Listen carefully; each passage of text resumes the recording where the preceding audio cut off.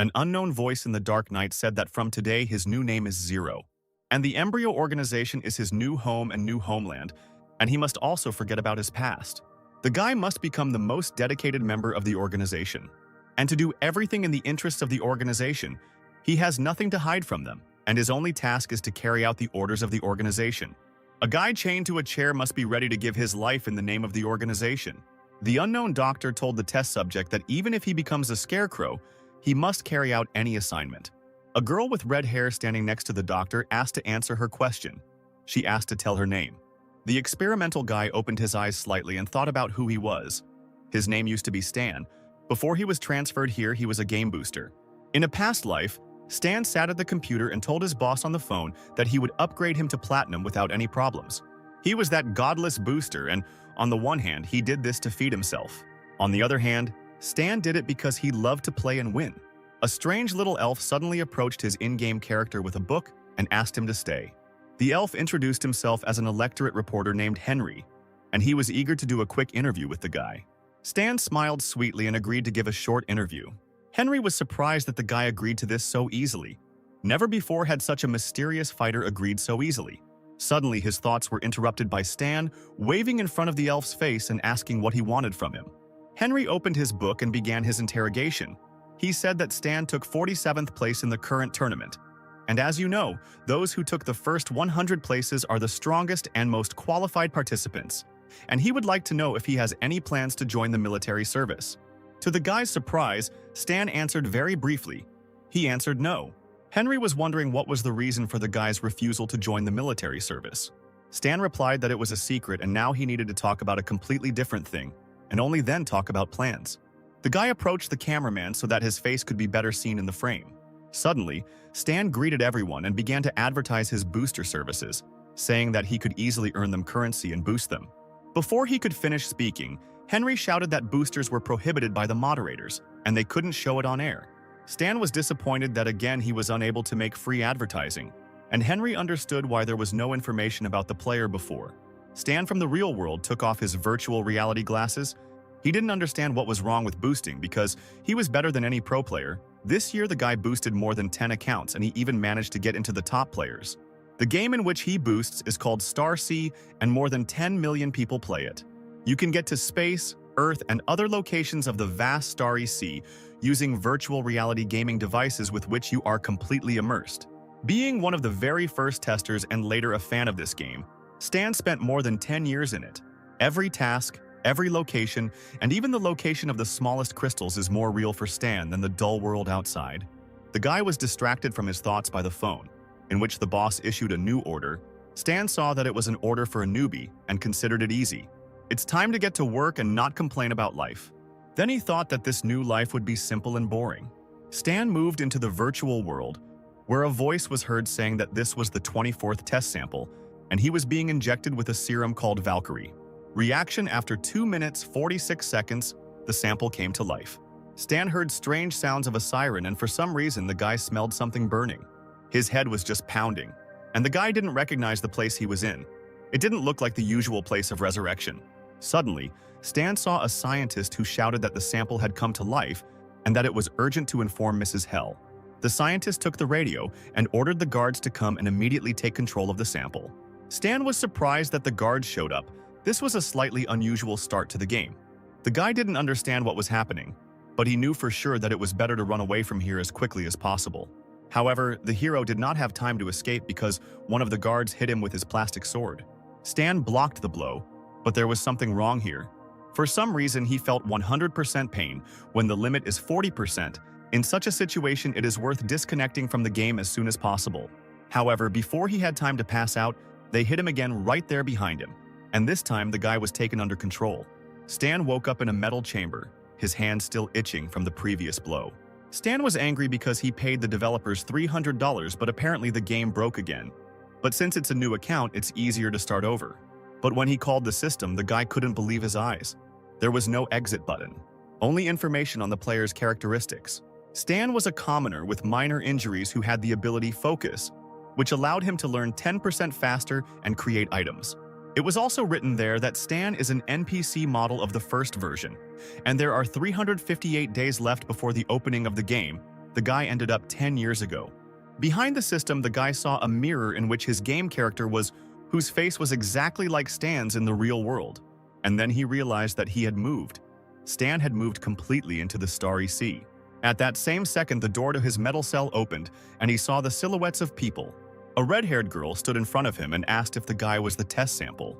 She introduced herself as Hell's leader and said that if he tried to escape again, he would die.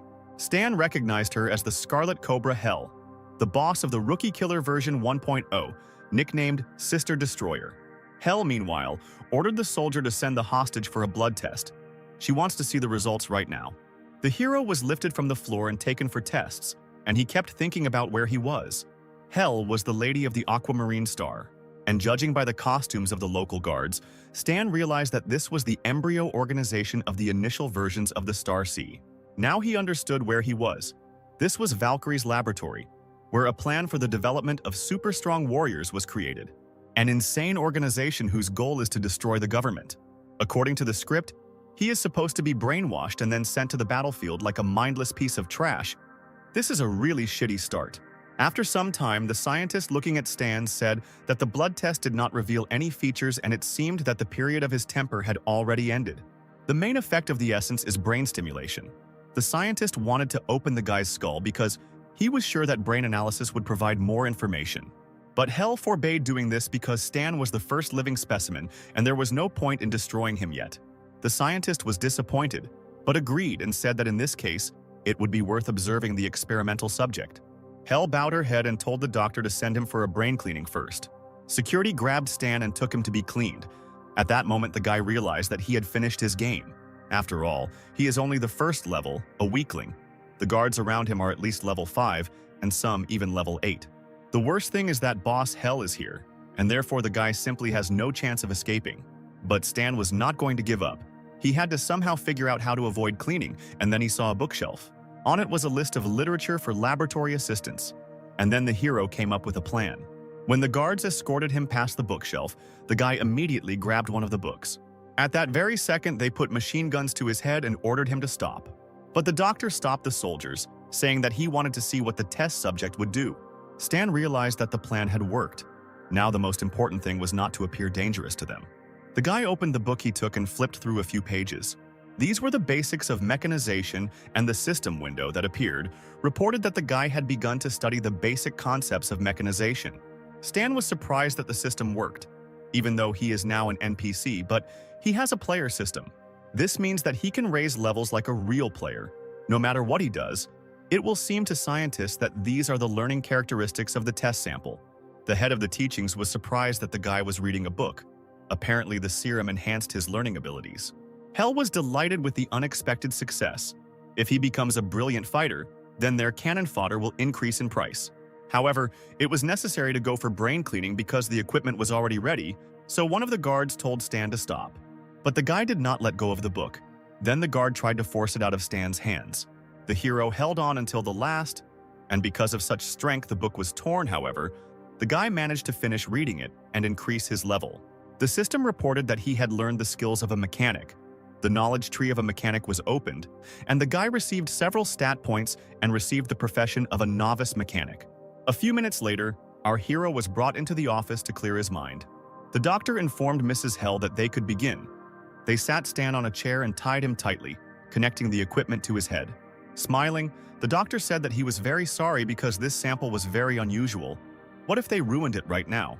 After all, it would have been better to first perform an autopsy before cleaning it. Listening to this, Stan thought that the scientist was just a pervert if he wanted to delve into his brain so much. Hell told the scientist that they did not have time and needed to start immediately.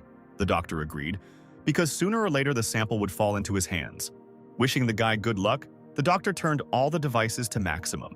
At that same second, powerful discharges of current began to cause damage to Stan's brain. The pain was unbearable. The system reported about the danger. It said that Stan should make a decision. His willpower is equal to 8 units, and his will is not enough to stop. In 15 seconds, the guy's brain will be erased. Stan knew that in order to avoid the brain purge, he needed 10 units of free determination. And then he remembered that he had previously raised the level. The hero ordered the system to add 2 free points to intelligence, and the system responded that it was restarting the solution, but Stan did not have time to wait. After a couple of seconds, the system counted the guy's points and reported that he had successfully avoided the brain cleansing. The equipment turned off. Stan was shaking, but was glad that he had time. Then he would just have to play along with them.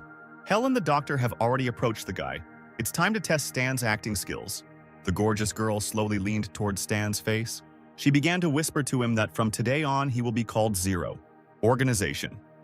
The embryo is his home and his homeland. He must forget about his past.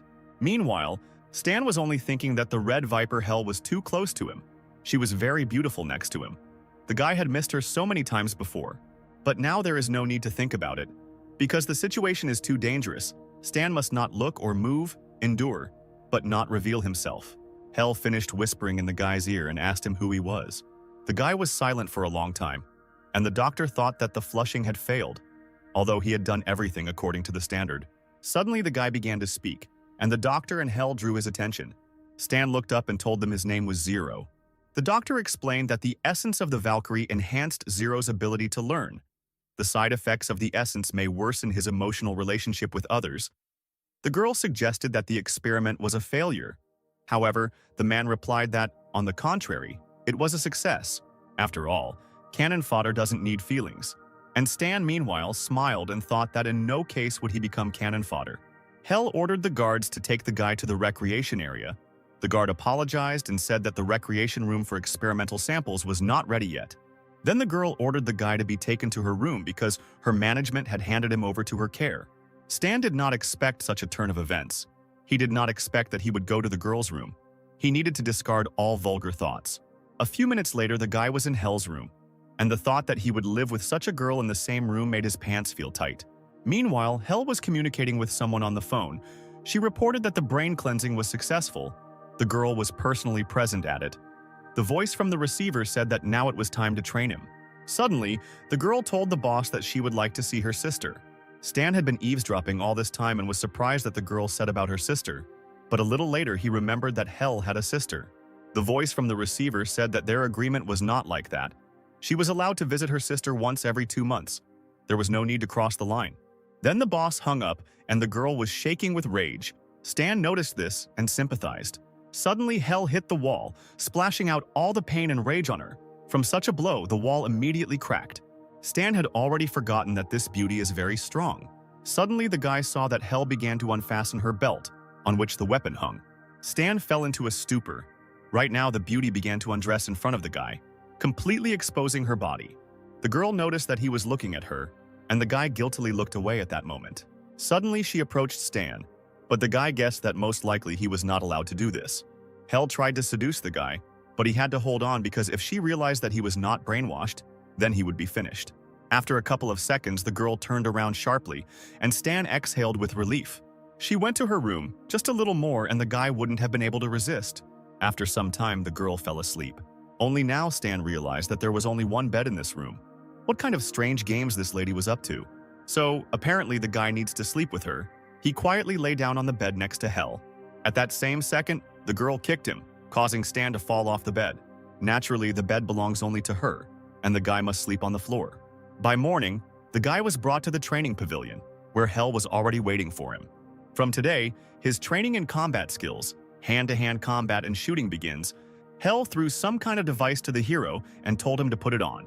By pressing the button, Stan was enveloped in armor, but before he had time to react, he was immediately kicked in the chest. The girl did not stop and grabbed his hand. Pulling her hand, she immediately blocked it. In this position, it is easy to break a limb. She then kicked him in the chest, causing the guy to start bleeding from his mouth. As a result, the great booster lost and lay exhausted on the ground. Hell ordered him to get up. The guy got up and the fight was repeated, exactly the same as the first. The hero simply received many blows to the face. The system that appeared reported that the hero had trained by 5%, and Stan was convinced that although he was an NPC, he was capable of raising the level and learning new skills as a player. Thanks to this, the guy will soon be able to become the strongest character in this world. Hell left, and in her place another figure appeared who ordered the guy to get up. He was approached by a bearded man who said that he was his new shooting mentor and the deputy head of this base, Justin. After these words, the man immediately threw the gun to Stan. He said that there are 10 bullets inside the gun. You need to aim at the target's heads. Stan was surprised that from the very beginning he was given such a difficult task. Only Olympic champions could cope with this. The guy raised the pistol and tried to hit the targets, but all the bullets that flew out of the pistol flew past. Stan never hit, although there was nothing unusual because he was not yet strong enough and his characteristics were too low. Suddenly, Justin plunged a dagger into the guy's hand. Stan immediately grabbed his hand, from which blood poured out. Why did this abnormal man do this? Justin licked the dagger with blood and said that they would repeat the shooting over and over again, and every time the guy did not complete the task, he would pierce him with a dagger. He was wondering how much blood the guy would lose today. Stan clenched his fists. This man was just crazy, but the hero did not want to give up. He wanted to defeat him now, but remembered that NPCs do not reborn, which means he only has one life. Therefore, Stan needs to be patient for the sake of his future. The hero raised the pistol and began to try to hit, and Justin only laughed when he missed because his blade was already ready. The bloody teacher continued to inflict injuries, while the two figures watched the training. The mad scientist said that Justin did not value such a good specimen one bit. It would be better if they gave it to him for research. Hell said that the organization would not agree to his demands, to which the doctor replied that when the organization sucks all the value out of the guy, they themselves will bring him on a platter. The training ended and a wounded, tired Stan returned to the room. Hell was sitting in the room wearing only a towel. She said that the guy showed himself badly today. Stan felt this judgmental atmosphere. He hoped that the girl would not punish him with a knife. The girl got up from the chair and called the guy to her. He thought that now she would punish him too. But Hell pointed to the warm bath and ordered the guy to undress. The guy didn't understand her words. Would they really take a bath together after all? His mistress was going too far. The lady didn't like to wait and asked why the guy couldn't follow such simple orders. Stan obeyed. After he undressed, the girl came up and began to examine his body. The guy could hardly hold on. This is already a violation and no one can resist such touches on the body. Hell exhaled in disappointment, saying that Stan looked like a coward. The guy had no choice but to stand and be silent. She took him by the hand and said that if he wants to live, then he needs to try. Otherwise, the organization will consider that they do not need him and will give him to Professor Hendrik for analysis and a brain autopsy. Stan thought that there wouldn't be any showdowns because a little more and he would increase his levels. And in general, he was an experienced player. Suddenly, the girl pushed the hero in the chest. The guy couldn't keep his balance and immediately fell into the bathtub. Hell explained that this is a regenerating liquid. Zero should lie here for an hour and all the wounds will heal by morning. Finally, she said that the hero should feel at home. And Stan, meanwhile, was disappointed because he thought that they would take a bath together. Of course, he understood that a successful experiment does not mean that he will live his whole life. The embryo will continue to make new samples and conduct experiments. Stan understood that he had little time left. He needed to become stronger as quickly as possible. The next day, Professor Hendrik walked through the laboratory with Hell. He said that tomorrow he would go to management and ask for permission to dissect Zero. He did not think that he would be refused this time. Hell objected, saying that the organization had already rejected him last week. The professor should wait. The scientist did not understand why they needed this garbage. Or the girl had already become accustomed to the sample. Or maybe she even developed feelings for him. Hell cast a cold glance at the scientist, saying that this was impossible. Then Hendrik advised him not to mind his own business. He himself knows perfectly well what he should do. A little later, Hell was having dinner in her room. She told Stan to leave this gun alone. It was ruined, and it was better to throw it away. The guy still pretended to be dumb and incomprehensible, looking at the lady. The girl continued to say that you shouldn't treat him like your child. Unusable things are trash, and it's better to throw away trash. And if Stan can't grow up, he too will be thrown out like unnecessary trash. Suddenly, Zero began to speak his first words. He told the girl that he had fixed it. The guy realized that disassembling objects could bring him experience points. It's a pity there aren't so many of them, but if he gets even more mechanisms. Hell was surprised that the specimen was able to repair the gun. The next day, they left the bunker on the street. Mrs. Hell was holding a pistol in her hands. She wanted to check the functionality of the device. The nearby bushes began to move and the first targets appeared from them. Birds, which were immediately killed. Hell said that she informed the head about this. They gave permission to enter the armory. If the guy liked to delve into mechanisms and weapons, perhaps that's where he belongs. Stan thought that assembling and restoring mechanisms would allow him to earn experience, and this is what he was missing. He could only dream of the possibility of getting into the armory. Towards evening, the hero and his mistress arrived at the military weapons depot. The girl brought the guy and explained that this was the warehouse of the local base, and all their weapons were here. The guy was amazed by the embryo's combat training. There were a lot of weapons here. Stan was looking forward to gaining a huge amount of experience. The girl saw the guy's smile and said that she remembered that book on mechanization that Zero liked. So she found him some more of these books. The hero can read whenever he wants, but now she needs to go. After some time, the girl returned to her room and began to undress.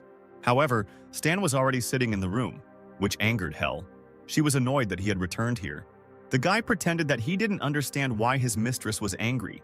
The girl said that they had prepared a rest room for him in the armory, and now he would live and sleep there. Besides, he was a man, and it was inappropriate to live with her. She pointed to the door and ordered the guy to get lost.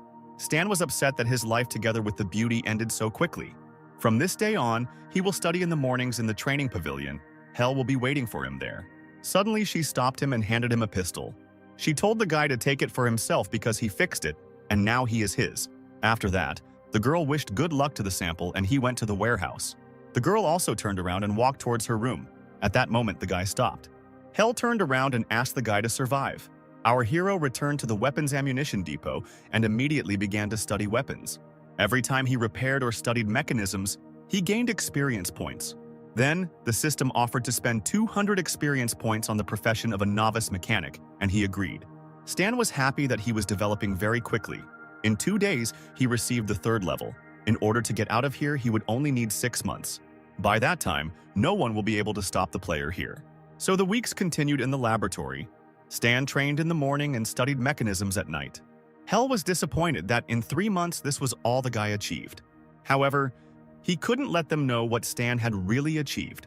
The girl helped the hero get up and said that Professor Hendrik had contacted management again to investigate him. Although the organization is in no hurry to make a decision, the guy will not be allowed to waste the organization's finances with such a worthless fortune. The girl asked Stan how long he thought he would last here. The hero looked at her thoughtfully. In principle, he assumed everything to be so. That same night, he also sat at his table with cutlery. The guy was constructing something using a soldering iron. He noticed that the organization had turned off the camera installed in that place, which meant that the embryo had decided that they no longer needed him, and they would not have to monitor him 24 hours a day. The guy bent down and pulled the heavy box closer to him. In the box was his pistol, which Hell gave him, only it had already been improved. Right now, dismantling mechanisms brings almost no experience. It's time to try strengthening objects. Now Stan has enough experience for such tricks.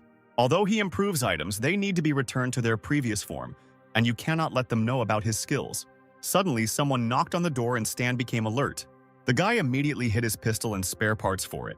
A red-haired guy entered the door along with his associates and said that the organization was disappointed in him, and starting today, funding had been reduced by 80%. The close said 001, which means this was the 2nd specimen to survive after 0. The first number said that he heard that this guy is the same exemplar created before him. The organization spent a lot of resources on him. But instead of developing, he rummages around in this garbage. Red grabbed Stan by the collar and said that the guy was just a failed experiment. Putting number 1 in Zero's place was the organization's best idea. Stan understood that this specimen had a completely cleared brain. The organization was his life. There was no point in interfering, otherwise the guy would give himself away. The first number ordered the other numbers and other workers to remove all of Zero's equipment. This is what Valkyrie expected when creating the samples: fighting talent, strong body, and high learning speed, the best fighter. Meanwhile, 2 guards walked past the warehouse and looked inside. One of them told his friend to look at these useless insects. They experimented on these guys. Now they will be turned into cannon fodder.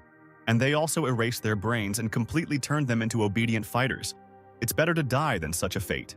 The guard's partner advised him not to talk too much in front of them. But the other guard did not let up because there was absolutely no difference.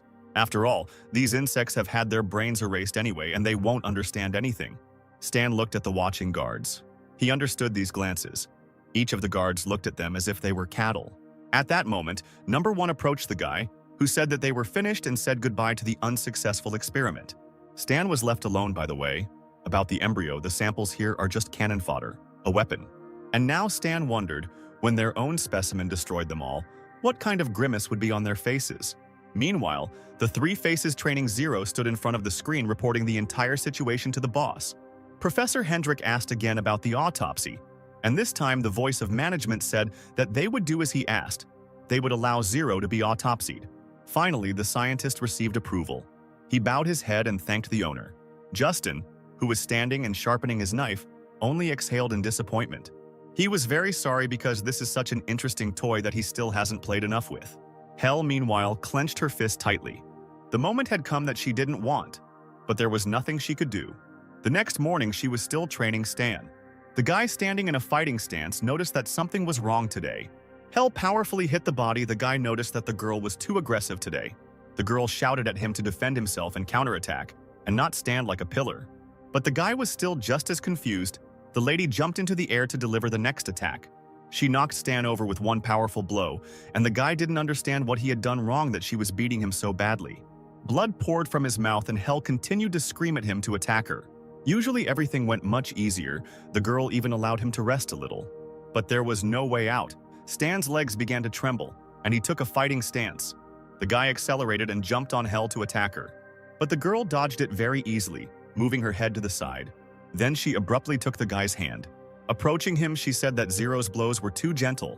She threw the guy away, shouting that this did not look like awareness and the desire to survive. The force of the throw was powerful, causing the guy to roll a few more meters. But the girl did not calm down. She took him by the collar and prepared to strike. Stan opened his eyes. He understood that one more blow to him and he would definitely die.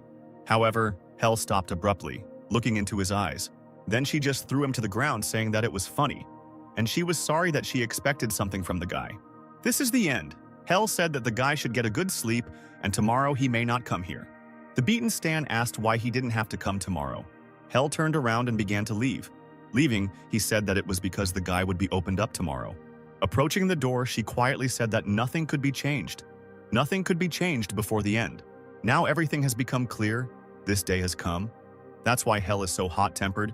She can't stand to see Hendrik picking the guy's head, so she beat him half to death. Women are so strange. Stan stood up with difficulty. During these 6 months, the only one who considered him a living being, a person, was Hel. Others saw him as a fool, cannon fodder, and a subject of experimentation. They mocked him, tormented him. Because the prototype would not fight back, they believed that such behavior was in the order of things. But Stan remembered every drop of blood, and after all this, he will not die just like that. He returned to the warehouse and sat down to work on the development. This is all that he collected in 6 months, which flew by for him like a month of ordinary life, although he did not kill monsters or complete any tasks to raise the level. But he made up for raising the level in the limited realities of the mechanic class. Here he was able to gain a lot of experience while sitting in one room. Each character can master an unlimited number of professions, but every 20 levels a problematic task appears. In order to continue raising the level, you need to complete a special task. The general level caps change with new updates, and in version 1.0 the max character level is 60, but Stan's screen says that his level is unlimited, meaning he has more power than any player. He is confident that the next stage is gambling blueprints. Blueprints are blue screens used in the mechanic class to create weapons and mechanisms. 60 types of knowledge can be used with each other to create a mechanism. Each combination contains many drawings, but after combining knowledge, only one direction of creation can be studied at a time. Some blueprints have prerequisites, so when merging knowledge, it is unknown how many blueprints you can get. But even when merging knowledge and experience, the player loses points in any case, because there is a possibility that another drawing will be created, which is why the stage is called gambling drawings.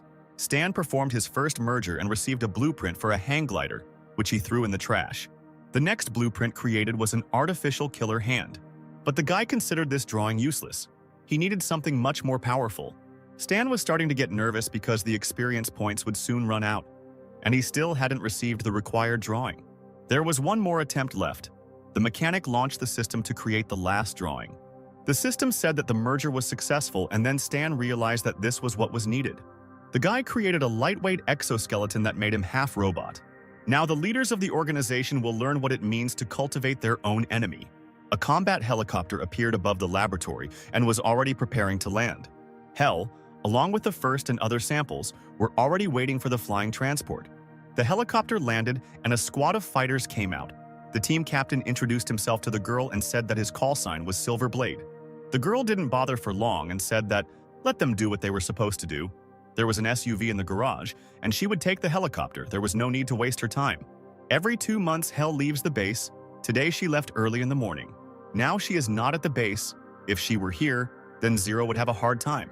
But now the time has come. Stan prepared and endured all this time for this day. The day has come when the guy will get out of this prison. Professor Hendrik came for him. Today is the last and only chance. However, before going out into the corridor, the guy notices a strange piece of paper lying on the floor. He picked it up and saw a picture of 2 girls. This is Hell and her sister, Aurora. She also has superpowers, only she is the complete opposite of Hell. She has very strong regenerative and healing skills.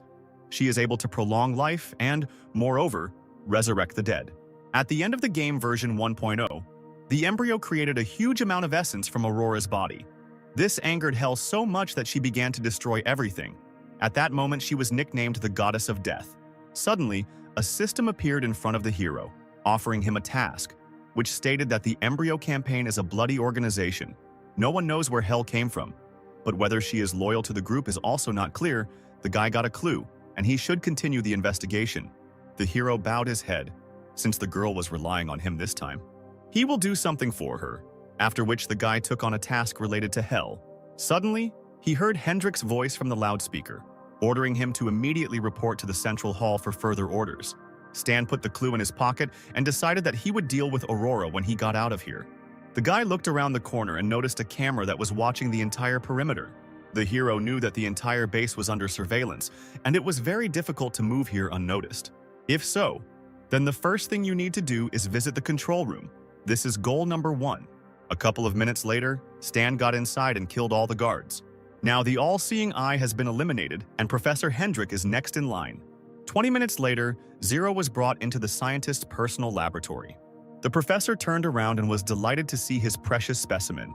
By opening his body, he will be able to understand how the guy differs from other samples. And when he finds the reason, his corpse will become a stuffed animal in his laboratory. The professor began to prepare the instruments for the operation. The first sample brought back pleasant memories to him. However, Stan was already standing behind him and quickly dealt with the guard. Sensing something was wrong, Professor Hendrik turned around. He saw a dead guard. This was impossible.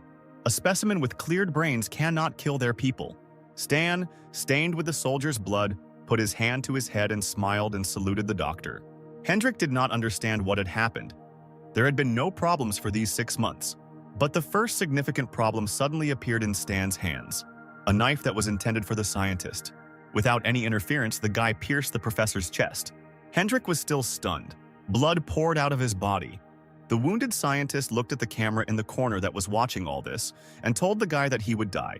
Stan told him that he had already killed everyone in the control room, so everything was fine. Professor Hendrik fell to his knees, choking on his own blood. In the last minutes of his life, he could not believe that the guy was just pretending all these 6 months. Stan confirmed his words by saying that reality is cruel. But Hendrik still insisted that this was impossible. The sample could not deceive everyone. Stan smiled. He raised his knife and said that nothing is impossible in this world. He then delivered another finishing blow to the professor, which cut his back.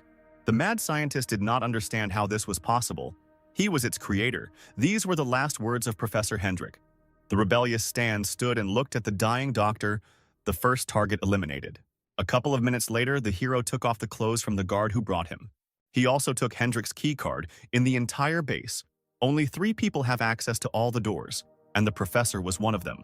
But the guy understood that if he went straight to the doors, he would definitely not be able to escape. The game would be over in 10 seconds. Stan couldn't screw this up. He put on his security guard's uniform and got ready to break in. His main plan is to break the connection. You need to achieve a couple of hours of freedom from communication. The communication equipment is located 3 floors below behind the wall. You will have to use mechanisms to break through the wall. Now, you need to return to the 2nd floor for the mechanisms. There are several people at the base who may know him.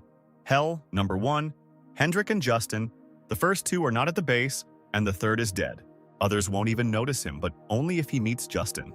Suddenly, someone put their hand on his shoulder and asked what group the guy was from. For some reason, he hadn't seen him before. It was Justin. Stan was unlucky to meet this freak so quickly. The hero lowered his cap and said that he was new from Group B. Justin didn't know that new people had been sent to them. It's strange why he didn't know. And the guy's voice was quite familiar. The deputy was not easy. He pulled out a gun and asked the guy to show his face. Stan squeezed his knife in his hand and asked him not to interfere because he didn't want to resort to Plan B. Justin didn't understand the guy's words and asked him what he meant. Stan turned around sharply and swung his knife, shouting that he had long wanted to tell Justin that it was time for him to check with a psychiatrist. The hero hit the deputy with a knife, but he managed to put his hand in front of him and protect his face. He was not so simple. Justin immediately realized that it was Zero. Other guards also did not stand aside. They opened fire on the enemy. Stan calculated the plan on the fly. In 2 seconds, he could reach the machinery room. It will take Justin 3.7 seconds to recover from the blow. 3 guards won't be able to harm him in 4.2 seconds, and help will arrive in 25 or 35 seconds.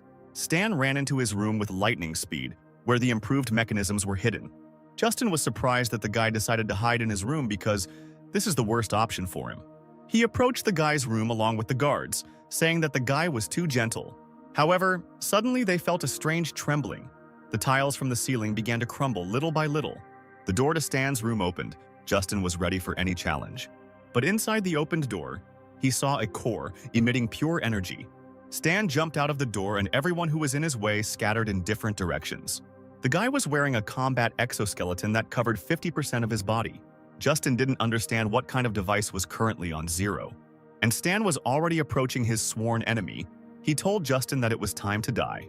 A powerful mechanical fist struck the laboratory deputy in the chest. Justin immediately felt this pain running like goosebumps all over his body. A mechanical blow pierced his chest. Justin did not believe that this was really happening. With a merciless look, Stan took Justin's heart with his mechanical hand. Then he simply tore the heart out of the shooting teacher's body. Such wounds cannot be healed. Another villain lay dead on the floor. The second target was eliminated. Over the course of 6 months, Justin stabbed Zero 420 times. The guy how he felt when this deputy suffered punishment for his atrocities. But it's a pity he won't be able to answer. The guy left and security arrived seconds later to find the deputy dead. One of the guards tried to contact the control room, but the attempts were unsuccessful. Then he ordered a report to Dr. Hendrik. But the voice on the other end of the radio said that another group had discovered the dead body of Professor Hendrik. The units were ordered to find the enemy. Lethal fire was allowed. All groups must disperse and look for the attacker. The group that heard the order tried to enter the armory, but an explosion occurred from there. The guy on the other end of the radio was trying to contact them to find out what happened there and what that sound was. However, no one could answer him anymore. Suddenly, someone came up and lifted the radio. Stan said that part of Group C died from severe wounds. They blocked the target in the laboratory. The guys managed to shoot him. They urgently need to send help here. The voice on the other end of the radio said that the group was on its way and would arrive soon. After 20 seconds, the group arrived at the scene and began running inside. However, no one noticed the small rope that was stretched near the door. The rope led to the planet explosives and right now someone touched it. Stan ran forward and heard an explosion behind him. His trap was a success. The guards on the floor below heard a strange roar and saw the walls shaking and stones falling. One of the guards asked on the radio what was happening upstairs, but there was no answer. He ordered his subordinates to stay here. The rest will go with him on reconnaissance. Suddenly, they saw someone opening the gate, but the strangest thing was that he could open the gate. Stan raised his cap and ran out of the gate and said goodbye to the guys who recognized him. Then the hero applied the keycard to the lock and the doors closed again. The security tried to break through the gate, but everything was unsuccessful because they could not open it in any way without a keycard. Stan finally did it. He escaped from this gloomy laboratory in which he was abused. The guy rejoiced like a child and breathed in the clean air of freedom. Meanwhile, Hel was informed about what happened in the laboratory. She said that this was impossible, but the voice ordered her to return to the base. The girl asked about her sister, but the voice from the receiver told her that she had no right to bargain and the call ended. At that moment, Hel realized that Zero had just been pretending all this time. Soon night fell, and our hero remained unnoticed. The squad pursuing Stan stopped because the car couldn't go any further. They decided to go on foot, knowing that the guy couldn't get far. One of the Falcon squad did not understand why they were sent for the sake of one sample. One got the feeling that they were not considered people. The commander answered him that the detachment had not had any assignments for a long time. This was an excellent reason to warm up. Then, he gave the order to catch this dog, and the one who did it first would receive half a day of rest. The squad went in search, and Stan, meanwhile, was nearby. The guy was sitting behind a tree. He saw that 3 cars were following him. Under the cover of the night, it would be difficult to detect him. But suddenly, a large bullet towards the guy with lightning speed. The bullet immediately pierced the tree behind which he was sitting, miraculously not hitting it. She slightly touched the exoskeleton. The guy realized that he had been discovered with the help of night vision devices. He needed to somehow reduce the distance to his pursuers. The guy ran and dodged bullets and thought about how he could get closer to the enemy, because the remaining experience points would need to be spent on close combat. Then he remembered one function of the exoskeleton. Stan pushed off and jumped towards the enemy. His speed was impressive, and he overtook the enemy in a split second. The sniper from the Falcon squad was surprised to see the guy in front of him. Realizing that the sniper rifle was useless in close combat, the soldier tried to pull out a pistol and shoot at the hero. But he was able to deftly dodge the bullet and hit him with his mechanical arm.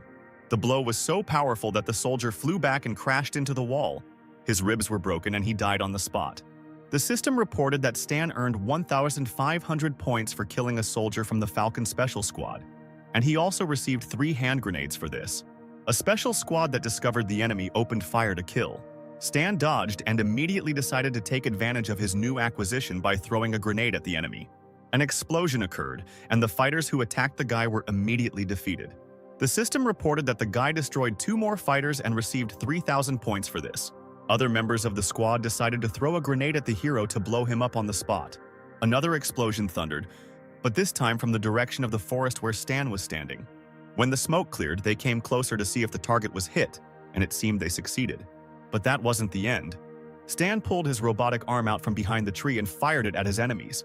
The commander shouted to the squad to go to cover, but they could no longer move from their wounds. Stan, sitting behind a tree, was happy that he had destroyed 3 more fighters. The commander could hardly contain his anger because the guy was just an ordinary exemplar. But this ordinary sample, which was easily dealt with by the entire commander's detachment.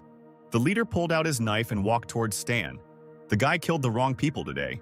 Stan, meanwhile, was checking the system. There was almost no armor, no ammunition either. His strength would soon run out. This battle needed to be ended as soon as possible. Suddenly, he heard footsteps and saw the last surviving fighter approaching him. The commander waved his knife and jumped at the hero. But Stan dodged in time by crouching. Then he placed his robotic leg on the tree and pushed off. The guy easily managed to knock down a powerful opponent to the ground. Nobody wanted to retreat. The guys continued to fight lying on the ground. The commander then placed his foot on Stan's chest and pushed him away from him. The hero barely got to his feet, leaning against a tree. He realized that it was hard to fight with the commander. The commander said that because he underestimated Stan, his guys died. So he will not be able to live peacefully in this world.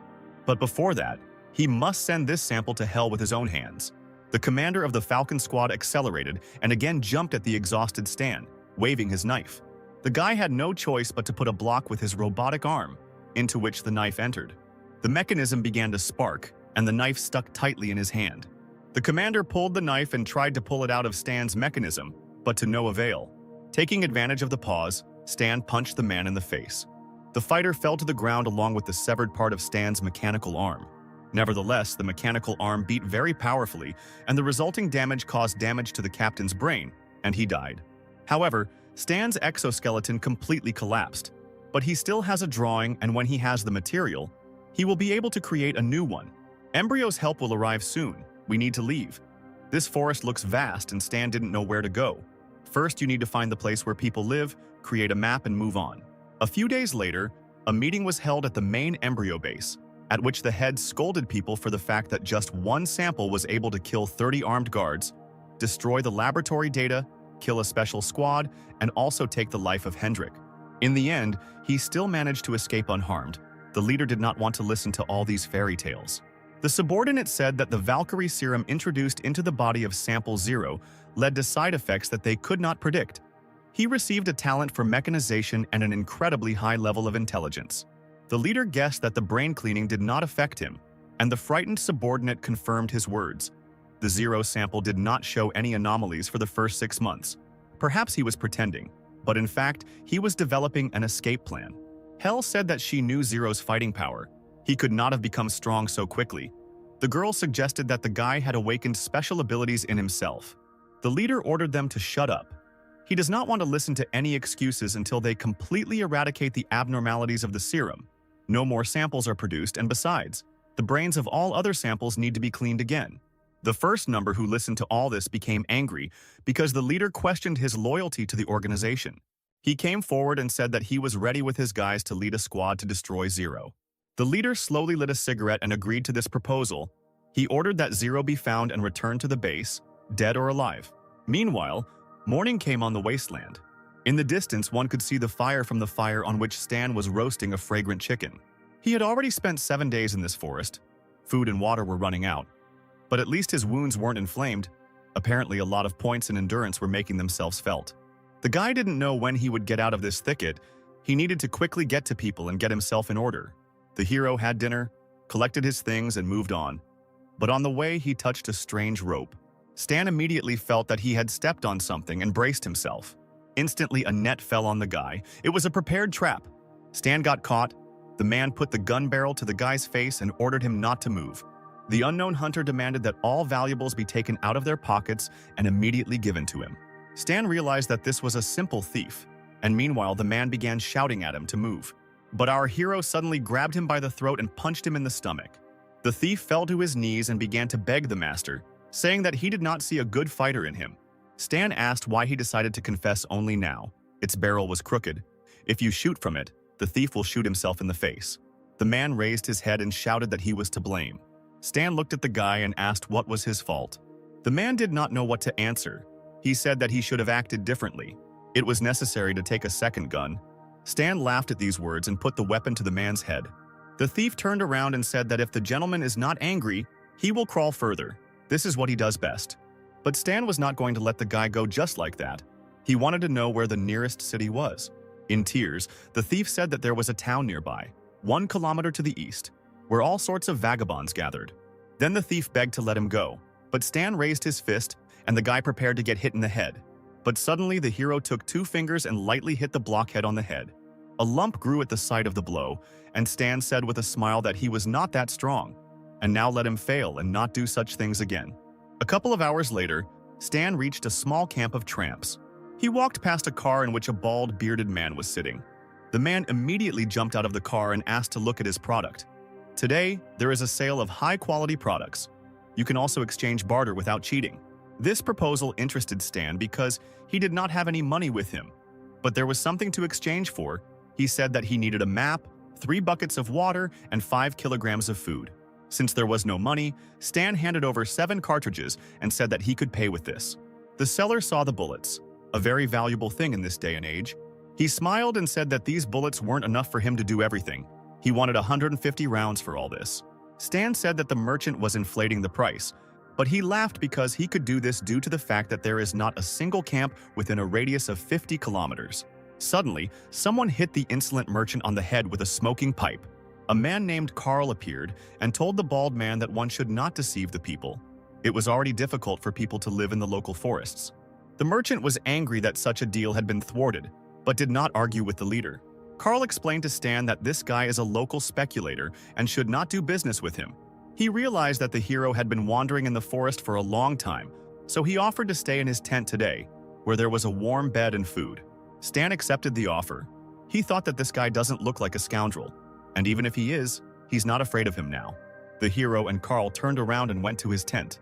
In the small dwelling was the man's wife, whom he introduced him to. The girl greeted the guy by saying that she didn't know what to cook and made her own homemade food. The table was set in a festive way. There was baked duck, bread, and various drinks. Stan began to drool at the sight of such dishes because he had not eaten for 3 days.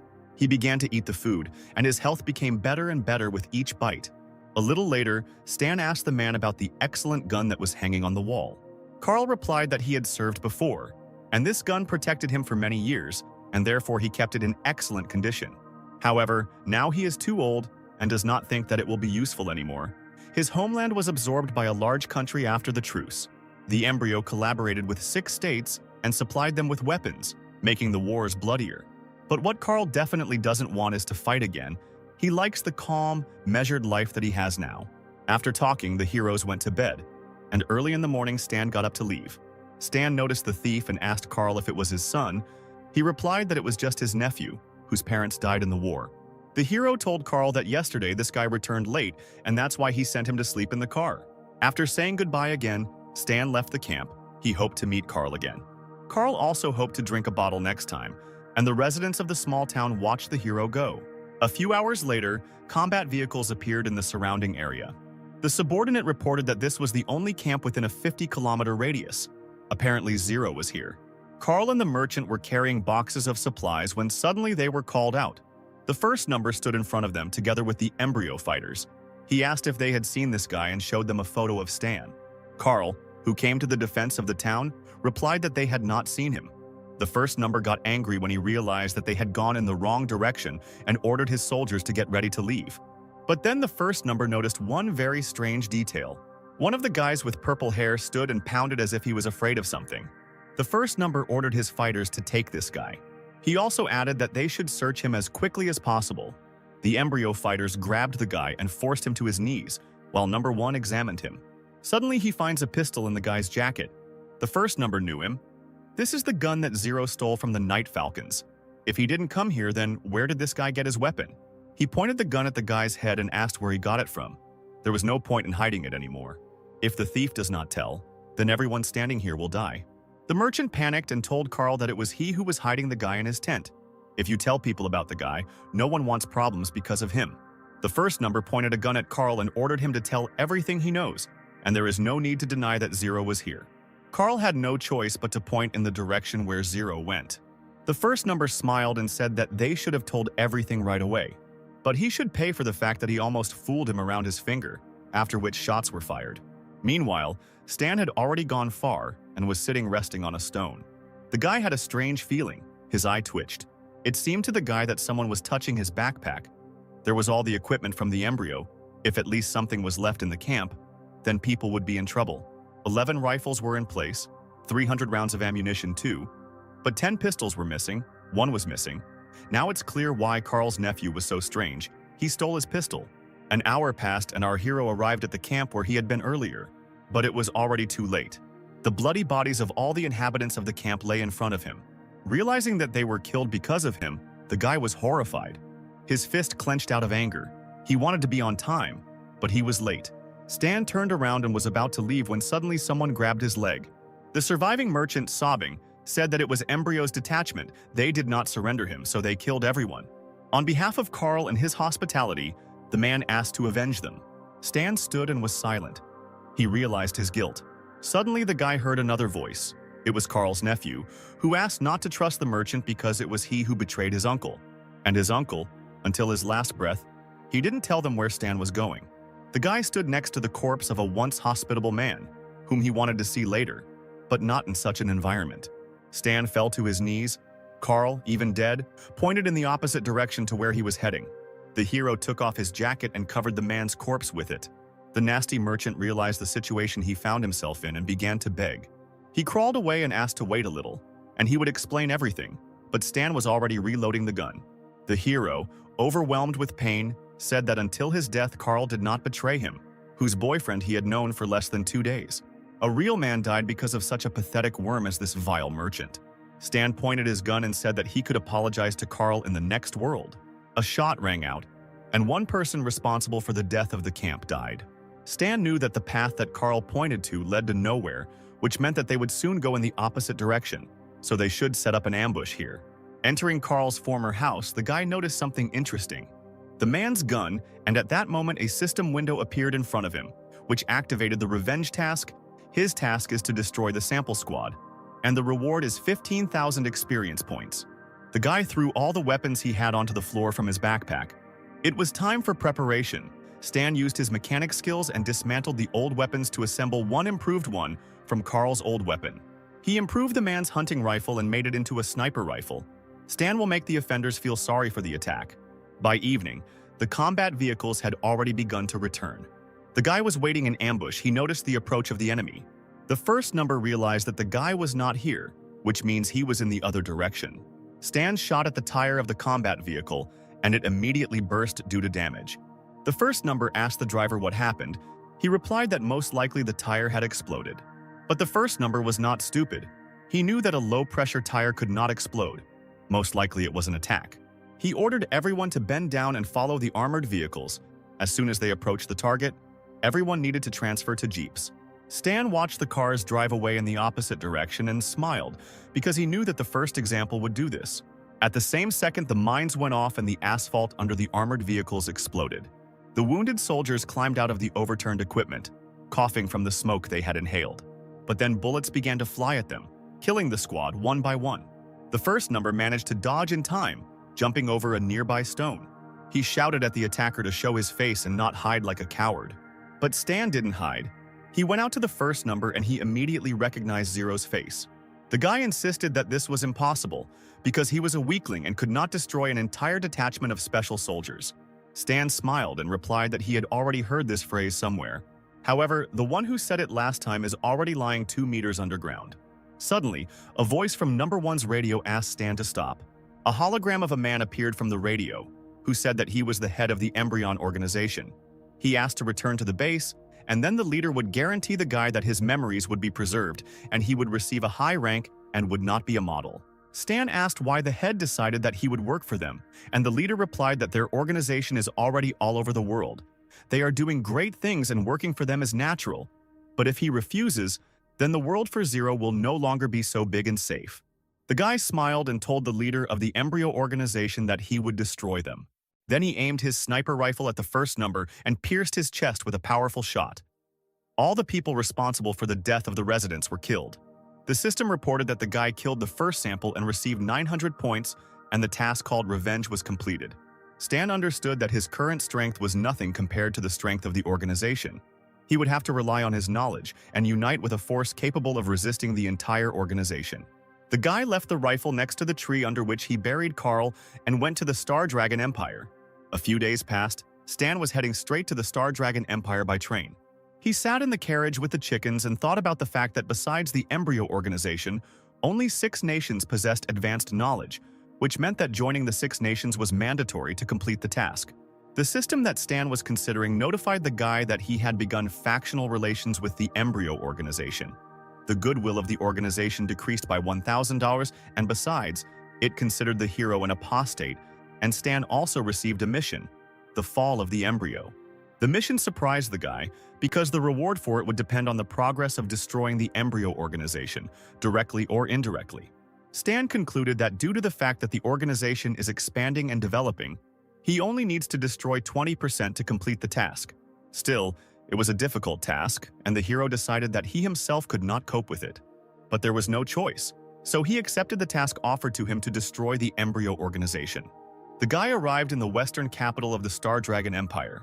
Looking at the cordon, Stan assumed that since he was wanted, the Empire should have already received information, so most likely he would not be able to pass through the checkpoint. The guy smiled because he knew that this wouldn't stop him anyway. Players from the Red List who were wanted by their people in a past life could not pass control. Until they find the hidden NPC responsible for the smuggling and give him some money, then he will smuggle it into the city. Stan approached the guy with a bag full of weapons and asked Buddy to take him to the city in exchange for this bag. A male smuggler with a scar on his face looked at the guy with an indifferent gaze. After appreciating the payment that Stan had brought him, he walked over to his truck and told the guy to climb into it. Star Dragon Empire is one of the 6 planets of the Aquamarine Nation. In the previous war, the embryo organization signed a secret treaty with the warring Star Dragon Nation and staged several major terrorist attacks in this territory. Thus, the Empire lost its position among the 6 nations and began hostility with the organization. Stan knew that if he walked a couple of meters to the east, he would find an inconspicuous workshop at the end of the road. This was a hidden plot point, and he knew about it from the files of other people in his past life. Now he has no rivals, and he can get ahead of anyone. In his previous life, he did not have such a chance, but this time the guy will take advantage of it. Approaching the workshop, he saw 2 men. One of them was just the one he needed. 2 men were playing with such enthusiasm as if they were playing for the whole city. Stan also noticed this tension, how fiercely the black checkers opposed the white ones. The man put his hand down on the table, and Stan was disappointed to see that he had only collected 5 in a row.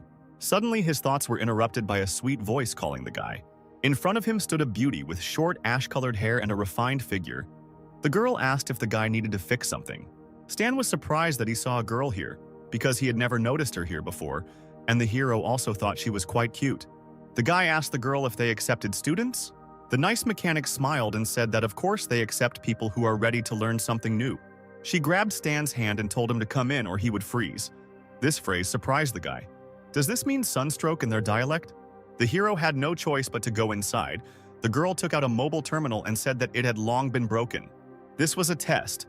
If Stan could handle the repairs, then he could stay with them and train. But suddenly the voice of an old man who was playing checkers asked the guy to stop. He asked the hero why he was applying as an apprentice. The old man's gaze was suspicious. Stan panicked, thinking that the old man found out who he was. But he needed to calm down and collect himself, so the hero told him that he was just looking for a job. The girl supported the guy by telling her grandfather not to pick on Stan, because finally they will have a student. There is no need to scare him. She already has a lot of work. Having interrupted his game of checkers, the grandfather slowly stood up from the table. The old man folded his hands and said that he was the owner of this workshop, and if the guy wanted to work here, he first needed to pass his test. Stan became wary. He asked what test his grandfather had prepared for him. The grandfather barely smiled, saying that at least the guy is not a coward. Well then, listen carefully. In 3 hours, you must make a mechanical prosthesis for this man. If he likes you, stay. The stranger was not happy that he was being dragged into this, and Stan, looking closely, recognized the man. Grandpa, just planning and drawing can take several hours. It's impossible, the sweet girl shouted. Alice, don't interfere. He must show something worthwhile if he wants to work here. If he's chickened out, get out before it's too late. Stan answered the old man that he was not afraid and accepted his challenge. The girl thought that the guy had gone crazy because it was impossible to make such a mechanism in 3 hours. The hero went to the workshop. On one of the shelves, he looked for tools. Yes, it seemed impossible, but our hero had his own secrets. Inspired, Alice asked the guy to tell her about his plan and suggested that he make a drawing together to save time. Stan thanked the girl and replied that he didn't need a drawing because he had already thought everything through in his head. What? Did you come up with such a complex drawing in your head in just 2 minutes? An old man approached the guy and told him not to boast in front of the girl. After all, it is unrealistic to think through a drawing completely in just 2 minutes, even for such a professional mechanic as him. The old man considered the guy's words nonsense, but Stan simply replied that he would see everything with his own eyes. The test began, and the sounds of hammering and clanking metal were heard throughout the workshop. The old man thoughtfully watched the hero's work and tried to understand what he had come up with. The guy assembled his hand piece by piece and his prosthesis was already beginning to take shape. The owner looked at the components and was surprised that there was not a single superfluous element. Could he really have thought it all out in his head? The old man tried to talk to the guy, but Alice interrupted him, asking her grandfather not to disturb him. The hero assembled the hand piece by piece, screwed in the fingers and wires, and after a few hours the prosthesis was ready. Having picked up his creation, Stan turned to the owner and said that his mechanical prosthesis was ready. The old man couldn't believe his eyes. He really was able to do it. In just 2.5 hours, he made such a complex mechanism. Stan brought the prosthetic to the man and helped him put it on his arm. Having secured the mechanical prosthesis, the man began to examine it and clench his hand into a fist. It's so flexible, just like a real hand. And very smooth, it doesn't rub the skin at all. I really like it. If you like it, take it, Stan said, and the man hurried to get dressed, saying that he would owe him. These are my materials, and you owe me, not him. And besides, the guy didn't ask his permission. The owner of the workshop was indignant. Then I'll ask now, am I skilled enough to stay here? Realizing that the battle was lost, the old man bowed his head and quietly said that the guy should stay. Let's see how long you can hold out. Stan was glad that now he had a place to live, and sooner or later he would definitely be able to get mechanical drawings. The unknown man waved to the old man and said that he was leaving. The owner told him to leave quickly and not come back. Stan closed his eyes. Here he could finally increase his level and relax. After some time, an unfamiliar man approached the car, where he was met by a servant, who was delighted to see his master return. He kindly handed the phone to the man and said that he was calling. A man with a mechanical prosthesis got into the car and said to inform intelligence that the wanted Zero had entered the western capital. On the other end of the line, in the 13th Division of the Star Dragon Territorial Strategic Defense Headquarters, a man was talking to a girl about the news he had learned. He is a deserter, wanted by the embryo, with a $150,000 price on his head, which means he is either a genius or extremely capable. The threat he poses cannot be assessed. It is necessary to provide protection to the informant and hide his presence in the western capital from the embryo spies, network monitoring group, intercept all messages mentioning Zero's whereabouts. Do not let the information leak. The guy didn't waste any time, and first of all he headed to the Clow landfill, hidden from prying eyes, near the 7th district. The head of the gray zone of the 7th district, Leopard, asked what was needed from him and why the guy was looking for him. Stan held a gun that he stole from one of the guards and said that it didn't matter who he was, because Leopard wouldn't mind working with him. After all, the arms trade is now profitable. After these words, he quickly dismantled the pistol in front of the man. I can help reduce costs, and in return I will only ask for a small reward. The Leopard was surprised. Do you know how to make weapons? He lowered his cigar and asked what kind of cooperation the guy meant. I will provide a list later. You will be responsible for the materials and parts. I will be responsible for the production and assembly. I will work here 2 hours a day. I want $230 per gun, and I can take any mechanical junk I want. Leopard replied that since all the materials were his, he could only pay $150. Hearing these words, Stan simply turned around without saying a word and walked out. Wait. I agree to your price. Stan raised his hand as if he was waiting for this answer and told the man to prepare the equipment and materials because he will be back tomorrow. The guy understood that the production of mechanisms costs money, and the salary from the workshop will not be enough, so he is forced to make this deal. He also understood that the 13th Division would easily guess that he was working for Leopard to earn extra money. Since they knew how skilled a mechanic he was, they would come for him sooner or later. Evening came. Stan rummaged through the junkyard in search of the spare parts he needed and returned to the workshop. Alice asked the guy where he had gone, and he replied that he was at the landfill. In a landfill? This place is quite dangerous. It's better not to go there too often, the girl worried. Stan heard Alice's words and said that he would be a little more careful. The guy went up to his room, threw off his bag, and washed his hands to go down to eat. He was thinking that completing the task to increase level 20 requires mastery of 5 mechanical bases, but he still doesn't have a weapon base and a book of basic materials. Old Man Lou, that's the owner's name, must have the whole collection. He needs to ask him. Approaching the table where Alice was sitting with her grandfather, Stan immediately asked him if he could borrow books on mechanics. The old man grumbled, "Don't even think about it. I don't have any books for you. Don't be so stingy. Think of it as an investment in youth and training of a potential employee. You are even bolder than I thought. I will not give them to you in any case." Suddenly, sweet Alice intervened in their conversation, who said that Grandpa was just joking and handed the books to Stan. The guy thanked the girl, and the old man could not believe that his granddaughter was betraying him. A system appeared in front of Stan and asked if he wanted to invest potential points in training the weapons base. The guy confirmed the investment, and the system immediately reported that he had studied 5 mechanical bases of the weapons branch. He also received 2 new skills and a new drawing of a robot ranger. Stan understood that in a battle against the embryo, using others is a common thing. What really matters is his own abilities. Time waits for no one, and he needs to prepare. Night fell, and an unknown cloaked figure approached the workshop and said that the target had been found. But he did not take any action, and in the morning Alice said that she had not slept at all and that things were not going well at all because of this. She looked at Stan and asked him what he was doing there. The guy replied that he was just working for fun. "Wow, you are such a hard worker. No wonder you are so good." Suddenly, the voice of a man was heard from the street, asking if this was a workshop. Alice immediately jumped up and replied that this was a workshop and asked the man what he needed. He replied that his car had broken down at the intersection and needed to be repaired. The man then looked at Stan with a suspicious look. The guy noticed this, and the man told Alice that the engine was very dirty, and it was better for the guy to do this, not for her. Stan, after analyzing the situation, realized that the man had strong and stable feet. He must be trained, and most likely from the 13th Division. Do I look like someone who is afraid to get her hands dirty? What kind of stereotype? Alice grumbled, puffing out her cheeks, but Stan immediately tried to calm her down, telling her to take this as an opportunity to rest, and he would sort everything out himself. Leaving Alice in the workshop, the guy went out with the man to the car. The suspicious man made a friendly face and asked the guy if he was young and how old he was. "I'm 30, Stan answered firmly and opened the hood of the car. The man continued his questioning by asking what the guy's name was. The hero replied that a stranger should show his respect before asking someone's name. The man did not like the answers. He immediately realized that the guy did not want to make contact with him. Then he said that his name was Carl.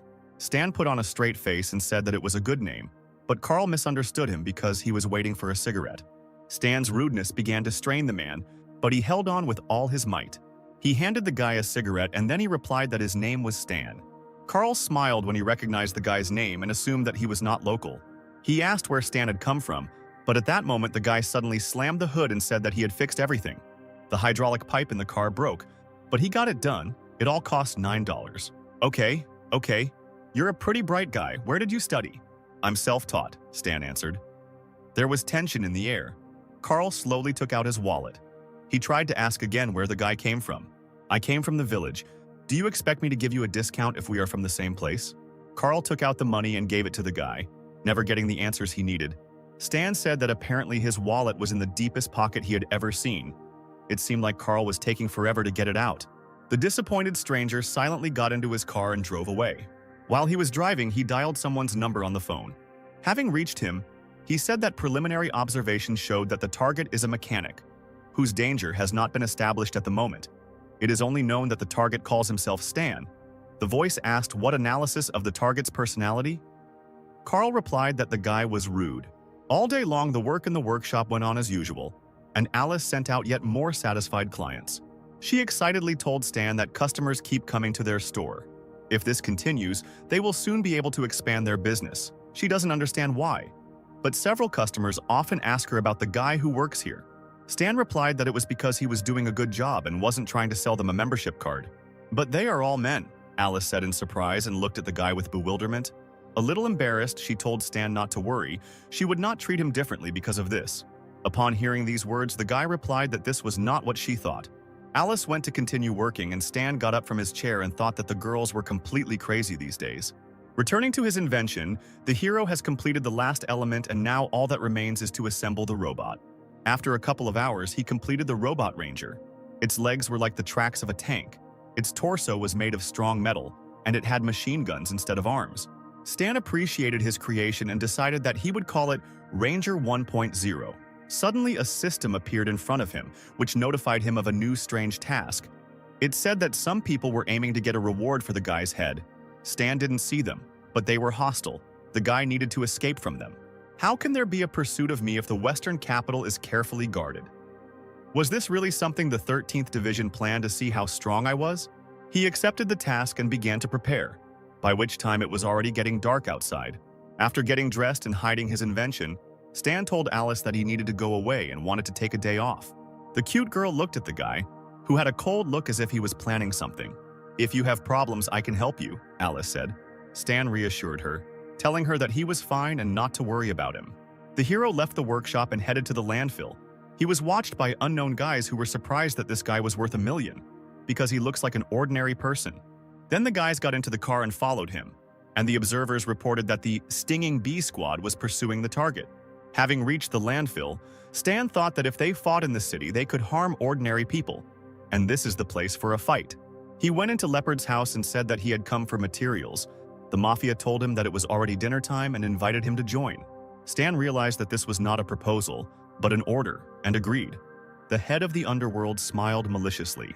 A little later at the table, Leopard said that he had spent a huge amount of money to find out who this Stan was, but did not expect that he was an ordinary wanderer who had just arrived in the Western capital. Dinner. Stan responded that sometimes sources can lie and the Mafia should think about it. The Leopard ordered the guy, for his own good, to tell him everything he knew about making weapons. He hoped to cooperate with the hero in an amicable way, otherwise he would have to force the information out. Suddenly, Stan's face became terrifying and he asked Leopard if he was sure he could handle him.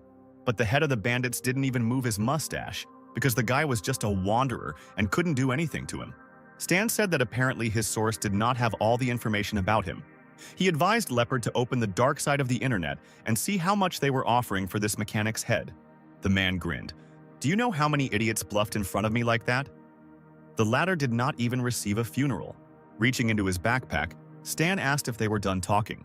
Suddenly, they put a gun to his head, but this did not frighten the guy at all. He was waiting for it. At the same moment, his arm was covered with the mechanical prosthesis that he used when escaping from the laboratory, and he immediately jumped up from his seat. Pointing his hand at one of the bandits, he fired a beam of blue energy. Energy bullets immediately hit the guys with weapons who were guarding the entrance. The Leopard panicked when he saw the mechanism on the guy. "What is it?" he shouted.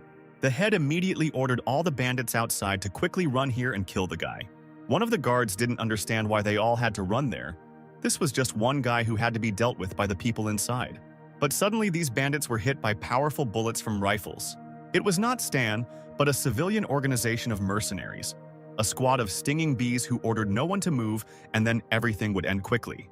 But the guy was not going to stop. Turmoil began, and he ran away from two warring factions. They also did not forget about him, trying to shoot him. But he moved too quickly and hid behind the containers. The commander of the special squad ordered Group A to open fire to hold the guy back and get closer. Meanwhile, Group B had to go around and press him from behind. Stan tried to hide behind one of the containers, but Team B quickly discovered him. They opened fire, and the guy leaned out from behind the container to shoot with his hand. The squad dodged and hid, and Stan, taking advantage of the hitch, began to run away to another place. The bandits didn't understand where these mercenaries came from, but Leopard guessed that they had come for this guy. Meanwhile, Stan successfully ran behind another container. He sat down on his knee and began to look for something in his pocket. He took out the game console, opened it, and connected to control the robot. Smiling, Stan said that, in principle, he was ready for such a scenario. His robot's eyes lit up. He is ready for the assault. Suddenly, a huge robot appeared in front of the mercenaries and began spraying them with machine gun fire. The commander was surprised to see the combat robot and ordered to open fire to kill. Immediately, the clang of bullets hitting the metal was heard. It seemed to the combat robot that the bullets of the mercenaries could not be bothered. The system informed Stan that he had 27% of ammunition left, and in addition, one sensor was not working. The robot was damaged and required repair. The guy realized that his mechanism would no longer last, but he must end his pursuers here and now. The commander, seeing that the robot had stopped, thought that their attacks had worked, so he ordered the squad to continue shooting.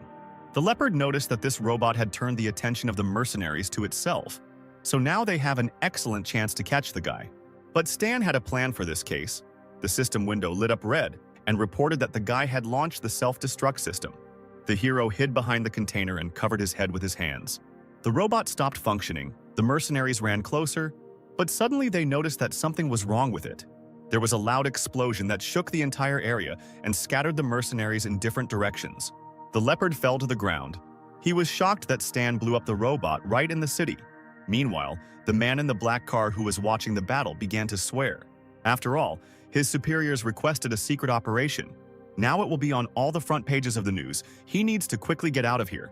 A few minutes later, the 13th Division was already on the spot. Having heard the explosion, one of the commanders ordered everyone to lie down on the ground and surrender. The surviving bandits raised their hands.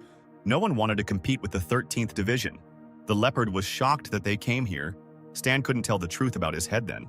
He ordered the servants to give him a laptop, typed in the guy's name on the internet, and saw that there was a 1 million reward on his head and that he was wanted by the Embryon organization for desertion. The laptop fell out of the bandit's hands. He couldn't believe his eyes. At that moment, the Leopard decided that enough was enough. He went out with his bandits and voluntarily surrendered. The squad handcuffed them and led everyone into the car. One of the divisions saw the mercenary commander pick up his soldier and ordered him not to move. Stan thought that his entire operation would be pointless if the 13th Division stole his skills after learning about them from the remaining mercenary. Therefore, he fired beams of energy at the commander. This shot was his last. The squad soldier shouted for the guy to raise his hands up and surrender. Stan did just that because his mission was already completed. The system reported that the guy received 10,000 points, and he also fulfilled a secret condition. Kill all 6 attackers. For this, he receives a skill increase card. Stan was taken for interrogation to the headquarters of the 13th Division. Carl introduced himself. He said that he was an intelligence officer of the National Strategic Defense Star Dragon Division, and this was not the first time they had met the guy. Stan replied that he remembered him. This is the same guy with deep pockets. The second man with glasses ordered the guy to stop joking because they were under interrogation. The man with glasses wanted to know why Embryo announced a reward of $1 million on the hero's head. If he doesn't know, then let him tell all the information he has. Stan said that he is not afraid of the terrible uncle. If they want him to cooperate with them, then they should first show a little respect and let him talk to someone more competent. Stan looked at the two men and said that the two of them were incompetent. The man watching the interrogation took the microphone in his hand and said that he was the head of intelligence, and now he would talk to the guy. Stan agreed and the interrogation began. The boss asked whether the offender was a member of the Embryon organization. The hero replied that he was. Then he was asked what position he held. Stan replied that he was a logistician studying mechanical weapons. The Embryo would never have appointed $1 million for a logistician. "Don't lie to us. We have a lot of ways to make you talk," the intelligence chief shouted. Stan smiled and uttered an incomprehensible phrase. He said, "Message log, June 4th, Galactic Calendar, Year 687. Signal location, Planet Aquaria, destination, 8th base of the Dark Star Planet. Message contents, top secret. Hearing this message, the intelligence chief froze in place. The man with glasses and Carl looked at each other. They did not understand anything of what Stan said. After a silent pause, the boss took the microphone in his hands and asked the guy if he was sure of his words. Stan replied that if he had not seen the message with his own eyes, he would not have known about the Dark Star. But in fact, according to the game settings, the interstellar powers of the planet Aquaria are still a big secret. The interstellar forces that came into contact with the advanced civilization of Aquaria are called Cadolas. The Dark Star was originally part of Cadolas, but then fought off them, and now they are at enmity. If the embryo makes contact with the Dark Star, things will be bad for the Six Nations, so Stan can quickly capture the Star Dragon's attention if he simply mentions this magazine. The guy asked the boss if they could now move on to discussing their cooperation, and the man answered him in the affirmative. After some time, Stan noted 3 secret embryo bases in the Star Dragon, calling this tip a sign of respect for their cooperation. "Do you only know about 3? The boss asked, and the guy replied that this is of course not true. He will wait until they check this information and then discuss the rest. The boss then asked Stan what his terms were, and he replied that he just wanted to work with them on the embryo case. The man said that he had to report their conversation to his superiors, so the guy would have to stay here. To which Stan replied that they should not make him wait long because he only took 1 day off. After some time, the bosses gathered in the office to discuss the situation. The intelligence chief said that based on the data that they have, they can trust Stan and cooperate with him. Another advisor objected by saying that this information could be false, but another man in a suit said that this was unlikely because he was a fugitive from the embryo and he could only rely on them to survive. There was no reason to doubt his sincerity. One of the advisors spoke loudest of all that he insisted that the guy be detained and extorted for all the information. The 13th Division did not need to negotiate with anyone. What nonsense! Stan showed us his honesty. We shouldn't push away someone who wants to help us. A quarrel ensued between the advisor and the intelligence chief. One called his opponent a coward, and the other a fool who thinks unreasonably. They were suddenly interrupted by the director, who said that they could both cooperate and control the guy. It would be useful to attach him to their division. The elderly advisor said that since the director insists, they should send the guy to the logistics department so they can increase the benefit from him. And at the same time, it's better to keep an eye on him since no one from this department can go outside. But the director replied that they would benefit from him anyway because the guy had experience in combat. So it would be better to send him to the covert operations department and let him fight against the embryo. This way his true intentions would be clear. After a while, in another wing of the base, someone shouted very loudly. A guy with glasses who looked like a scientist looked at Stan's prosthesis and said that this broken thing has 4 levels of encryption. Whoever did this is incredible. The same elderly advisor came to his workshop and asked if the guy could do this. Could he break the device? The scientist replied that there is nothing special in this device. Only the encryption is well done. Most likely the creator is an ordinary guy from the village for whom any garbage is valuable. The advisor grinned, asking which of the things the scientist did was better. Maybe a sticky bomb covered in clay or a mechanical gun that can't hit its target. Or fake breasts with nipples that shoot poisonous needles? Those 2 agents who were hit by their own needles because they put on their breasts incorrectly are still in the hospital. Meanwhile, the intelligence chief was talking to someone on the phone and said that he would make sure that Stan entered the covert operations department. Could this guy really be valuable? On the other end of the line was the same man to whom Stan made a prosthesis. He said that the hero could offer them not only valuable information, but he had a premonition that he would play an important role in their battle against the embryo. Stan was locked in the base, and the next day at night, there was a noise in one of the abandoned cities. Tanks attacked the base. The authorities could not believe that the Embryon organization dared to establish a base in their country. Right now, they were attacking one of them. The embryo soldiers could not understand where the Star Dragon came from here because their location was classified. Meanwhile, at the second base of the Embryon organization, noise also arose due to the roar of the engines of tanks and armored vehicles. The girl with blue hair from the Star Dragon Special Agents Squad was outraged that they had to rest while their leader recovered from his injuries. Apparently, their superiors did not consider them to be people. Meanwhile, the guy tried to break into a closed door, who realized that it was being broken into and reported that an intruder had been found. Sirens immediately sounded, signaling that the main security system had been hacked. All squads should immediately go to the main room. Hearing the sound of approaching soldiers, the girl asked the hacker to hurry up. The guy replied that he had logged in, but he needed 3 minutes, and a squad of fighters would be here in less than 1. The third member of the squad took the bag and said that their commander gave them a new device before the mission. The hacker doubted the new mechanism, because only fools worked in their development department. The girl took out a mechanical arm and said that they had no choice. If the data was damaged, then all their efforts were in vain. She decided to believe in the new device. Putting on a mechanical prosthesis, the girl ran and hit the locked door. The door immediately broke through, and the girl was surprised that the new device was so powerful. The hacker said that he would hack the database, and the other 2 members of the squad needed to cover him. The squad understood the order, and they immediately began to deal with the approaching soldiers. A few minutes later, the system reported that formatting was complete and the self-destruction system was starting. It was time to run. The girl asked whether he had managed to do everything, and the hacker confirmed that he had downloaded everything. A couple of minutes later, there was an explosion, which signaled the destruction of the next embryo base. Meanwhile, at one of the embryo bases, everything was quiet and calm.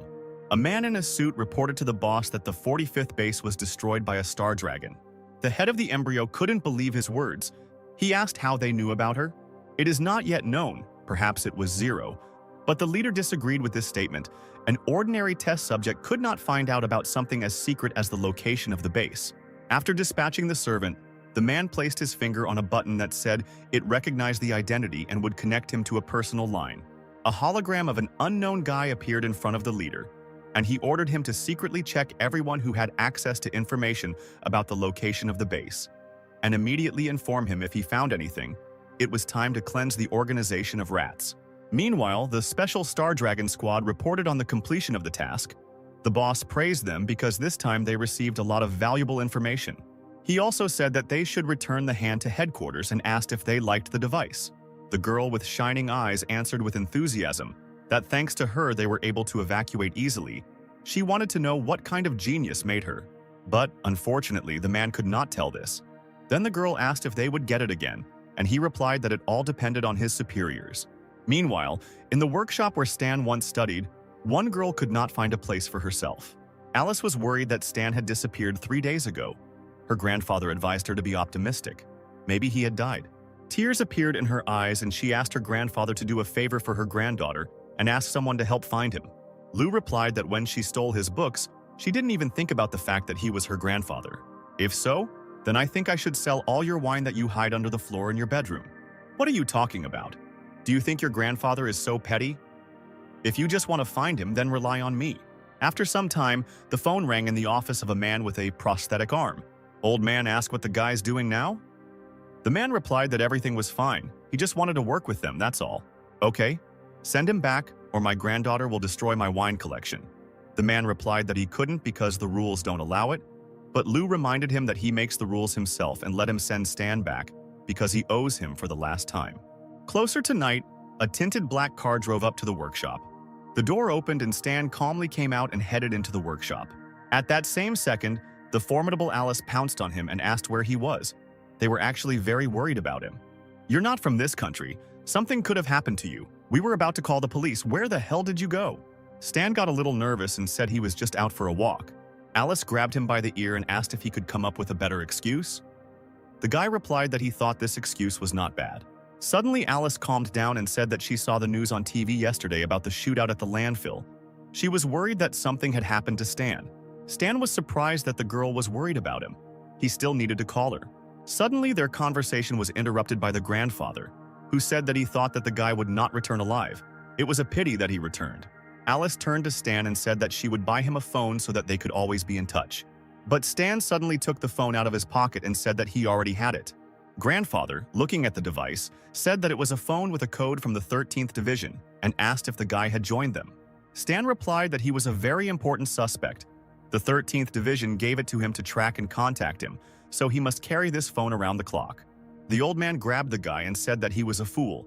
The 13th Division would not have told him if they wanted to follow. There was no escape from joining the 13th Division, and he needed to leave urgently. But maybe Stan will still consider staying here because he's interested in his granddaughter?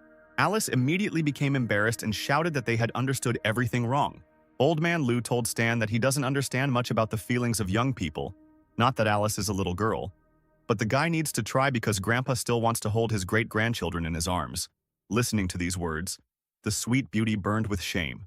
He walked away, leaving them alone. A silent pause and awkwardness reigning in the air. Stan decided to break the silence first and said that her girlfriend was just joking. He just misunderstood everything. Alice raised her eyes and looked embarrassed at Stan, who looked away. Then she turned around and said that if the guy says so, then so it is. After these words, she left. A few minutes later in his room, Stan was thinking about the fact that most likely he said the wrong thing, and in general, these old people who want grandchildren are so scary. Suddenly, he received a message from the system which he decided to check immediately. The system reported that the destruction of the embryo was completed at 2%. It seems that it was not in vain that he provided the report to the 13th Division. Also, apparently, the connection to intelligence was recognized by the system as indirect penetration. It was better for Stan to fight the organization himself. He knew that the embryo was definitely strengthening his powers, so he needed to take risks to get new drawings and improve his equipment. The next day, after conducting several experiments, he successfully fused and invented huge exploding bullets. The guy decided that this would be enough, but this is an entry-level weapon, so you shouldn't rely heavily on it. At that moment, the same black division car drove up to the workshop and honked its horn. Stan turned around when he heard the sound of the car and immediately recognized it as the 13th Division. Going out into the street, he asked a man he already knew why they were here. He said that the report he provided had been verified. Now the division believed the guy's sincerity and was ready to cooperate. The authorities decided to accept Stan into the 13th Division. The organization also decided to send him to the Covert Operations Department. He will be assigned to the squad later. They shook hands, and Stan decided that this way he could attack the embryo directly. Meanwhile, Alice sat on the sofa hugging a pillow and thinking about her feelings. She thought that she felt a little respect for the guy, not admiration. But what if Stan really felt something for her? Suddenly, a guy appeared in front of her and said that he wanted to talk to her. Alice was frightened by such a sudden appearance and began to apologize because Stan is a good person, but Stan smiled when he saw her reaction and said that their country wanted him to become a civil servant and he couldn't refuse them. But he will help with the workshop whenever he can, because the guy doesn't want the business to disappear. Alice leaned towards the hero and asked him to be careful, and Stan himself promised to help. So if he didn't keep his word, Alice threatened to cut his salary. The guy smiled and agreed with her words. Apparently, there was no more misunderstanding between them. Meanwhile, the logistics department in the 13th Division was in full swing. A girl with blue pigtails from a special squad came to the department and asked which of these guys was called Michael. The excellent students raised their eyes and began to look at each other with enthusiasm. When they saw such a beauty in their workshop, Michael, who was the lead developer, hesitantly said that it was him and asked what the girl's name was. The girl said that her name is Lilith. She also said that she heard that Michael is one of the best in the logistics department. Coming closer to the guy, the girl asked, "Were you the one who created that mechanical arm? Is there something wrong with her?" "It's not surprising that something is wrong with her, a simpleton like him." "Not at all," Lilith answered. "The fact is that it was very useful to me and I would like to make a personal order." Michael realized that he was in an awkward position and did not know what to answer. Then he was still able to say that it was not he who created it. Lilith immediately became indignant that the guy didn't tell her earlier, and she just wasted her time. The girl angrily left the office, and Michael's comrades began to quietly laugh at him. "Why are you laughing? The new guy will most likely be sent to us, and then I will take good care of him and teach him a couple of lessons." After some time, the same hero appeared in the 13th Star Dragon District in the Secret Operations Department. Lilith was sitting with a special squad.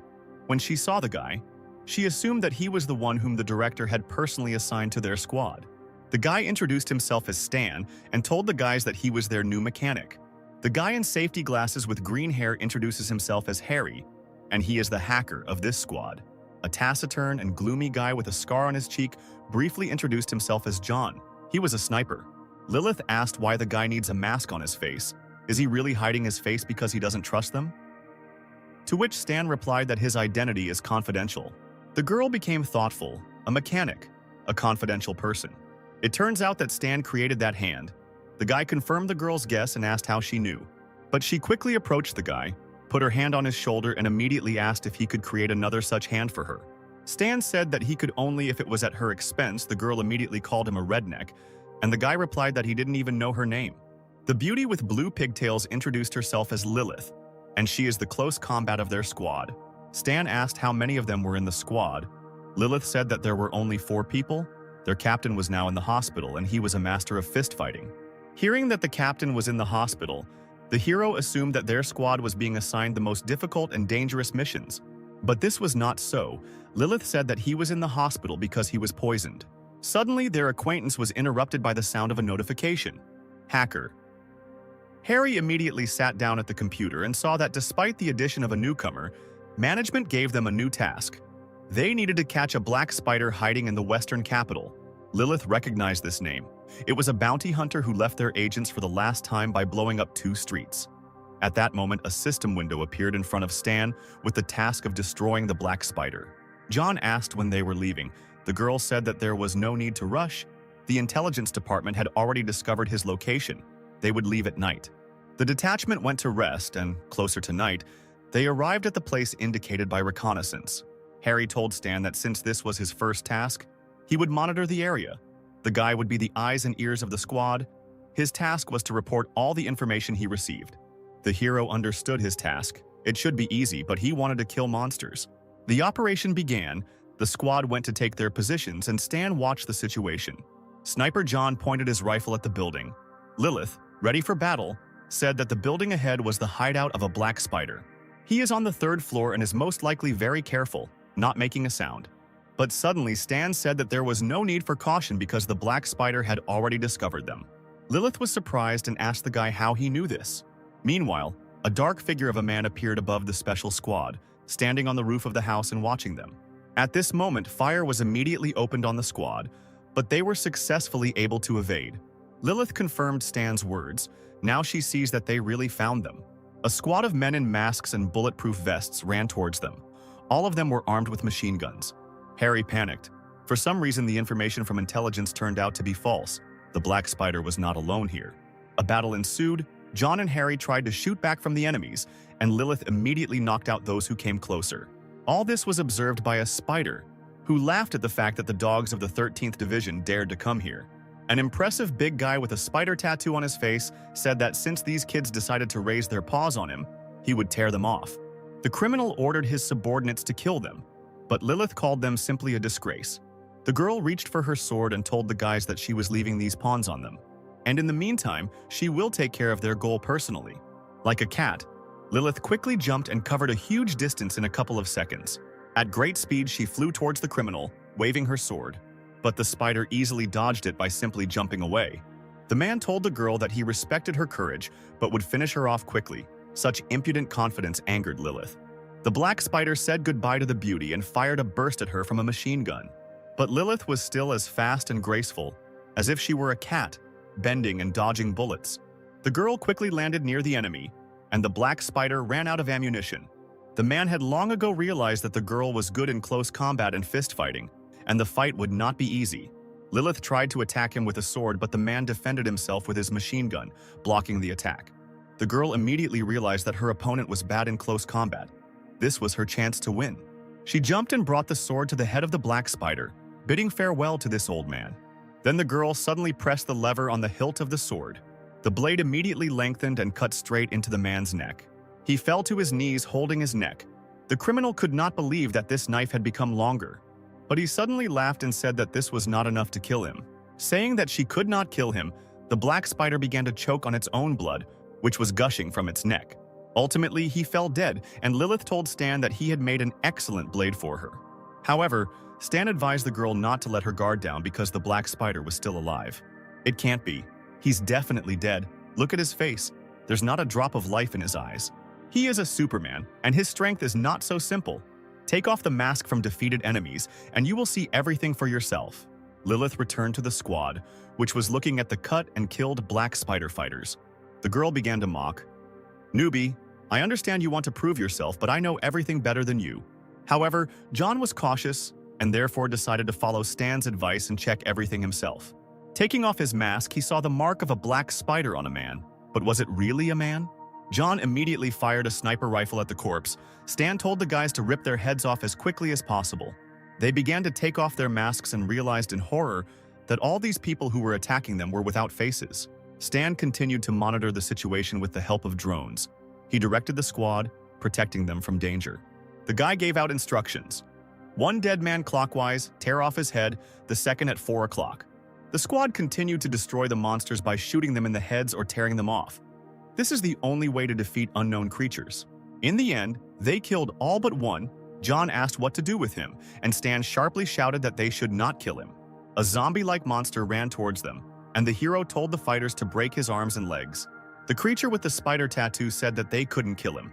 It wasn't worth wasting their time and energy. But suddenly John grabbed him and began to twist him. The black spider did not understand how they guessed about his strength. This was parasitic copying. Once in a certain period of time, the spider can create copies without faces. Clones follow it within a fixed radius, and it can endlessly reincarnate into nearby clones.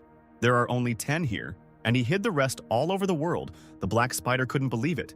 He asked who this guy was and what he knew about his ability. But Stan didn't listen to him. He looked at the system that gave him 4,000 points just for catching a spider. The guy was disappointed with such a small number of points. The heroes successfully completed the mission and returned home. Stan was released to the workshop to his girlfriend. Alice thanked the guy for expanding her workshop. Very soon she would be able to use the new premises. Stan was happy that he received many orders from agents for a retractable knife after advertising Lilith. At this rate, he would soon be rich. Meanwhile, in the Star Dragon, one of the bosses was very dissatisfied. The man was furious that Stan wouldn't give them his blueprints. The advisor suggested a solution to this problem.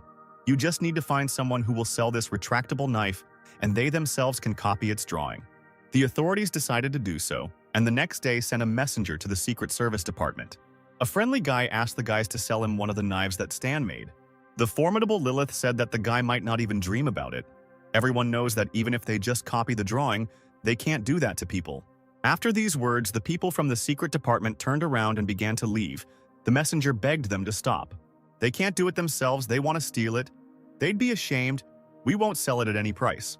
However, there was a man for whom money was more important than principles. He took out a knife and asked the messenger if this was the thing he needed. The guy asked to name the price and the seller asked for $30,000. All the other employees looked at the scoundrel disapprovingly. The price was too high, but the messenger was ready to buy a knife for any money, so they shook hands and the deal was a success. After some time, the advisor brought a knife to Michael and asked if he could make exactly the same one. He replied that the work was done roughly and there was no code. He could easily recreate the drawing. The advisor promised that if the guy succeeded, he would no longer have to serve in this department. He would be promoted to the Research and Development Department. This offer suited Michael. Meanwhile, Stan was relaxing in the workshop when suddenly he received a phone call. In what sense have all the agents canceled their orders? How did this happen? Just recently, everyone needed the guy's knife. Lilith, on the other end of the line, said with dissatisfaction that the development department had copied his drawing and was going to do mass production. Stan looked at the knives that he had already made. He was angry at the bosses for treating him like this. If so, let them not blame him for his rudeness now. The next day, the guy came to the clandestine weapons company. They assessed his product and asked if he could supply it on an ongoing basis. But Stan had another offer. He brought 1,000 knives and offered to sell each for 5,000. And he also wants to sell his drawing. Its price will be $1 million. The aristocrat in the chair was very interested. He asked the guy if he could give up the price and Stan refused. Then the aristocrat agreed. Towards evening, one of the bosses reported that the development department had confirmed its report, and now the drawing of the retractable knife belonged to the director. The director bowed down and told the guy not to rejoice too early. The man thought that these words were said because the director was worried about Stan's reaction. But the guy does not intend to join the 13th Division. He will not do anything to them. Do you really think so? The director said, and began to take out an envelope from under the folders. Well, of course I think so, the head of research answered and began to gradually doubt his answers. Is that why you took advantage of your opportunities and resold weapons to the division? I'm extremely disappointed with you, the director said, and handed him the envelope with the report. After this moment, checks began at the research headquarters. The entire department was buzzing. Everyone was alarmed. The workers discussed recent checks with the research director. They said that he was illegally resell weapons. The second worker did not believe this and said that most likely it was Stan who framed the director. Apparently, the guy gained the support of the top.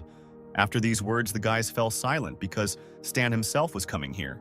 He walked with the director, who was very friendly with him. The employees did not understand why even the executive director was so polite to him. Meanwhile, the director took the guy into the office to introduce him to someone. When the guy saw who called him, he was slightly surprised. This was the same man for whom he made a prosthesis in the workshop. The old man asked if the guy was surprised by such a meeting. But Stan initially knew who this old man was, so it was time for acting. The guy asked the man who he was. He said that he was just taking an active part in the life of the 13th Division. He had no need to worry. The old man wanted to know how they could solve the current problem. Stan immediately realized what was going on and demanded compensation for the damage caused to him. "You earned money by selling a drawing and I was searched. Isn't that enough compensation?" Stan slammed his hand on the table in anger. "If you hadn't stolen my drawing, I would have earned more. It was my job from the very beginning, and you still dare call it compensation? If you tried to buy it from me, maybe I would have sold the division drawing, you just had to ask." The executive director offers to listen to Stan's terms, and they hope that this will not happen again in the future. The guy said that his condition would be that he wants to look at the knowledge of advanced mechanical engineering. The proposal alarmed the old man, but he did not say a word. Stan understood that this was a great chance. The 6 nations and the embryo had different records. Only reliable and trusted people had access to them. This is definitely his future success. If he fails now, he will have to take too long to get the security clearance. "Okay, I allow it," the old man said, having thought about the guy's words. Here it is. Access to the next stage? Stan was happy to hear the man's words. "Wait, I'm against it," said the research director. "Advanced knowledge requires level 5 clearance. It's against the rules. He just wants to look at them. Give him 1 hour, during which time nothing will happen to them." This is how their dispute was resolved, and soon the guy was sent to the underground headquarters of the 13th Division. Stan, along with the old man and the executive director, stood at the entrance before entering. The director said that he had to read out the rules. The surveillance is carried out around the clock. The guy doesn't even have to try to do anything. The entrance will automatically close in an hour. But this was enough because Stan only needed to look for a couple of minutes in order to learn. The doors opened and the guy walked up to a huge computer. After digging through the system, he found advanced weapon knowledge. The Star Dragon only has 1 advanced material, but it is very good. The system reported that advanced knowledge and synthesis of advanced material had been discovered and offered to study 2 talents. Stan confirmed the study, and the system said that we need to wait a little. A couple of minutes later, she reported success. The advanced mission was completed, and now the guy could choose one of 3 options: Cannon Master, Mechanic, Mechanical Fighter. The guy, of course, chose a mechanic because in his past life he was the best. At that moment, the hero felt his whole body filled with energy. The director didn't understand why the guy smiled so much when reading knowledge about mechanics. The system, meanwhile, reported that the guy's energy attribute had changed to magnetism. A new specialization was learned. Geometric thinking and new skills were acquired. Energy training technique, immediate mechanical proximity, sliding, and titanium alloy. Now Stan's rank was Class E, Superman. He had finally taken a step towards his superiority, but don't get too arrogant because he still has a long way to go. The next day, the guy returned to his home workshop. After increasing the level, his aura began to emit magnetism, which is quite unusual for the mechanic class. Aura is the basis of superhumans. After learning the techniques of pumping up the aura, his strength will begin to grow unusually quickly. It's a pity that training requires experience and stamina points. And since he also needs to make weapons, he will be able to train twice a day. Suddenly, his phone vibrated. The guy took it in his hands and saw that Lilith said that the captain had been discharged from the hospital and he was asking everyone to get together. The next day, the hero went to the Star Dragon Secret Service Department. The scoundrel who sold the knife told his colleagues that Stan said he would no longer sell him his weapons. Well, just think, he is just a pathetic mechanic. If a man really needs developments, he will pay someone to resell them to him. But suddenly his colleagues turned away from him, pretending that they were working. The guy did not understand their reaction, but it was all because Stan walked past them. A few minutes later, the guy came into the room where their squad was gathering. Lilith was already waiting for him inside. A pumped-up man with red hair and a gloomy face asked the guy if he was the newbie. Harry said that this is their captain. In general, they only hire new people if the captain agrees. But the authorities took care of Stan's candidacy, since the captain was then recovering, so he might be a little surly. The man took the Mandarin in his hand and said that he had not introduced himself. He was the captain of a special squad, and his name was Wei. Stan thought it was a strange name because it was very popular in China, and they often joked that if he was called that, it meant his parents didn't care about him. The captain continued, "Including you, we will be 5 people on the team. You will deal with logistics and supplies. I will be honest, You have no experience, and I do not believe in your abilities. I will remember all your instructions, and if you do not live up to my expectations, no matter who makes a mistake because of them, I will immediately throw you out of here." Did he really think that you can get everything for money? You can now even get into the Secret Service department through acquaintances? No one thinks about the safety of his subordinates at all. The sullen captain left, and Stan was upset that he was simply perceived as a person with a bunch of connections.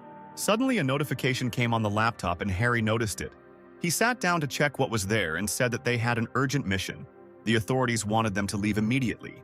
The captain asked what had happened, and Harry said that a squad of the division had been ambushed while preparing to launch a surprise attack on Embryo's base, and they were being asked to provide immediate support. Harry will tell you about the rest of the details on the plane, but now it's time to move out. Suddenly, the commander ordered Harry to take care of the rear, and Stan would have to learn from him since he was still a newbie. Change is difficult to deal with, so the guy will have to fight for his place in the sun to become useful. Stan only indifferently said that he understood the order, which surprised Harry. The squad walked forward, but suddenly Stan put his hand on Lilith's shoulder and asked them to stop. He opened the box containing the red bullets and asked them to take it as a friendly gift. "Are these new developments?" Lilith asked enthusiastically and began to examine the bullets.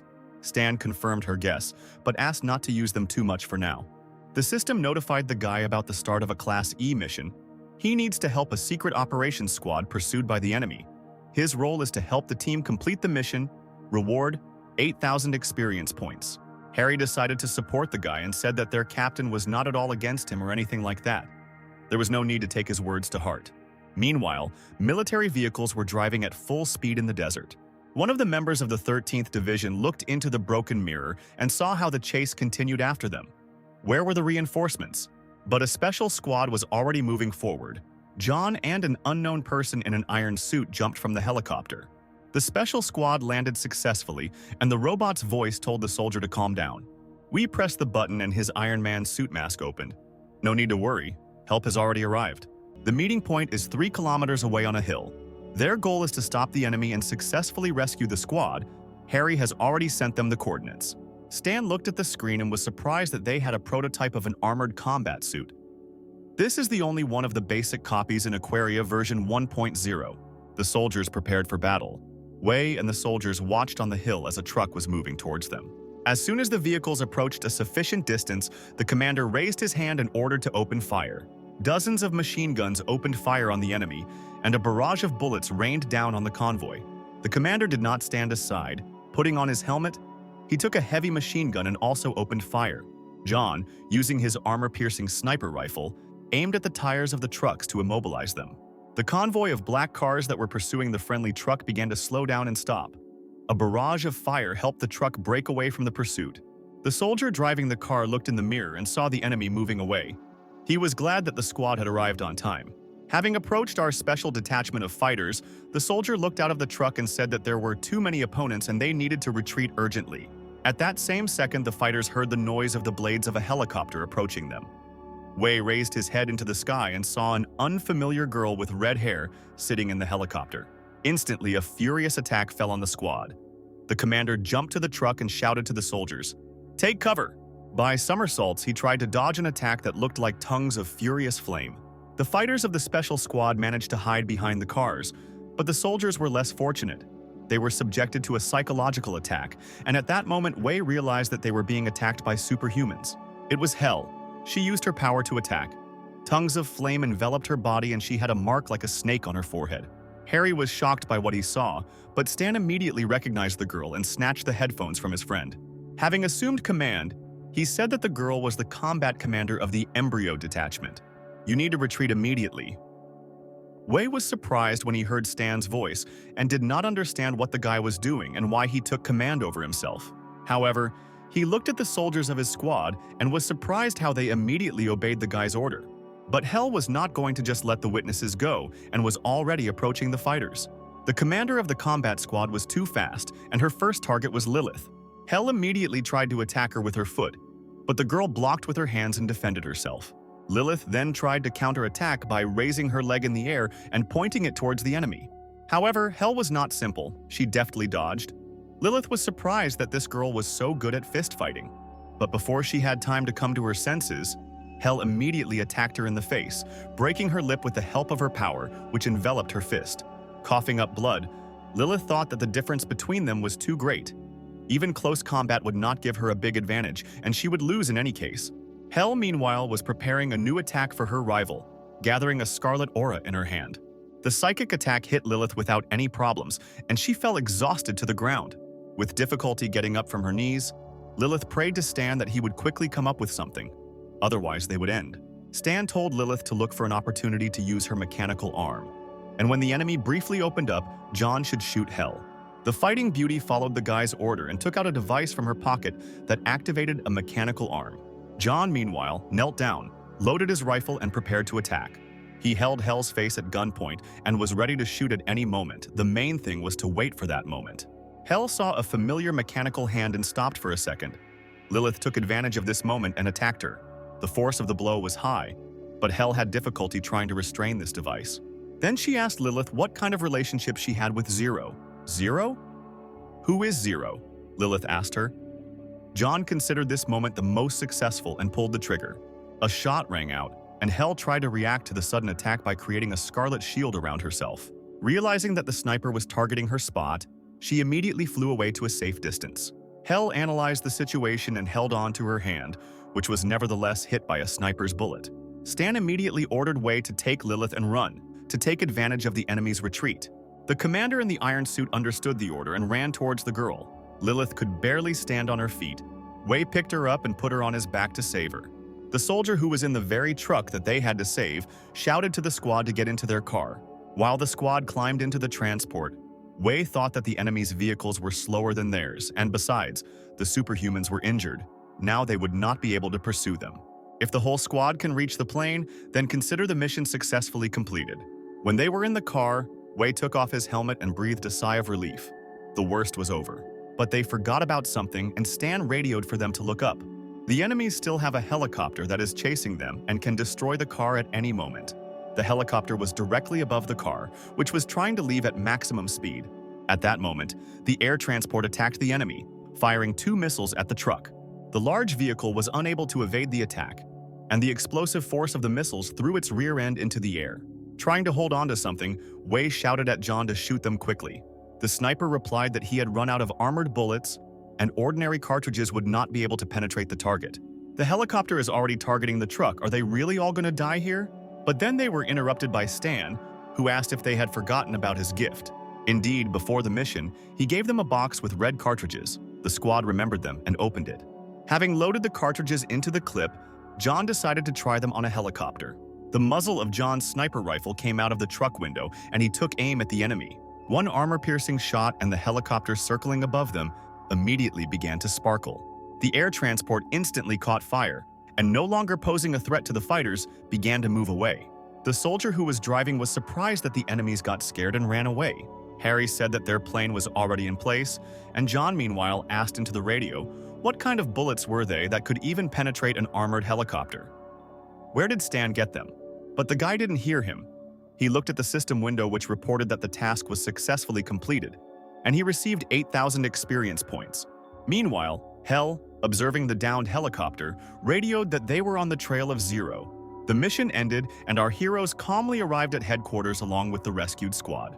Harry admired Stan's coolness. Thanks to him, this mission was completed easily. His admiration was interrupted by a cough from Wei, who wanted to say something. He began to apologize for doubting the guy's abilities. The commander extended his hand to him and told him that without Stan's command and new equipment, they would not have survived. So as the squad leader, he welcomed Stan into their ranks. Stan looked at the commander and replied that he shouldn't have apologized for such trifles, because he was a generous person after all. They shook hands, and Wei thought it sounded sarcastic coming from the guy's lips. The awkward silence was interrupted by the opening of the door, and a man's voice was heard from there. Wei asked why the guy came because his squad was currently having a meeting. The same soldier who was driving said that he just wanted to ask if the same cartridges that were used to shoot down the helicopter were for sale. Wei put his hand on Stan's shoulder and asked in a whisper what he thought about it. Stan replied that he was selling his services. One cartridge would cost $50. The soldier said that he wanted to pre-order 200 pieces, of which 20 were for a small caliber pistol, 150 for a submachine gun, and 30 for a sniper rifle. Lilith patted Stan on the back and said that from now on, she would attract customers to him for a discount for herself. The guy replied that he would give her 20%, no more. The hero thought that he could earn a lot by selling shells in bulk. Fortunately, he had experience in their manufacture. As long as there was demand, he could forget about the need for money for a while. A few days later, one cartridge fell into the hands of a scientist who knew that the boss did not allow anyone to study flammable cartridges. But Michael believed that he was simply scared, that he would find out that in fact his equipment was being manufactured at a military factory remote from the western capital. He would report to the management, and then Stan would be in trouble. He separated the head of the cartridge. Now you can inspect its components. If everything goes according to his plan, then his superiors will look at him differently, so the guy thought. Suddenly, a loud explosion was heard in the scientist's room, which broke all the windows in the area. A flame appeared in the room, a siren went off, which notified everyone that the fire had started in the workshop. A few seconds later, the authorities were already standing at the door to the room. Who asked what the guy had done here? The charred Michael, sitting on the floor, sobbed. Due to the explosion, he lost all his hair and broke his glasses. At that moment, the guy realized what kind of trouble he was in. The authorities saw the remains of a red cartridge. They immediately understood everything. The guy dared to take up the study of flammable cartridges. The director demanded an explanation from the head of research, who replied that he knew nothing. The guy did not ask his permission. The man turned to bald Michael and asked if he had anything to say in his defense, but he just sobbed. The director looked at the guy in anger and said that he remembered him. Michael used to be in the logistics department. From today, he returns back to his department and is removed from his position. Meanwhile, a guy who once sold a knife to his superiors and framed Stan came into the special squad room. He asked if they would sell him cartridges. Lilith replied that Stan had blacklisted him and didn't want to have anything to do with him and didn't need an apology either. Then the guy decided to contact other employees, asking them for cartridges. He asked to resell them and offered $200 apiece.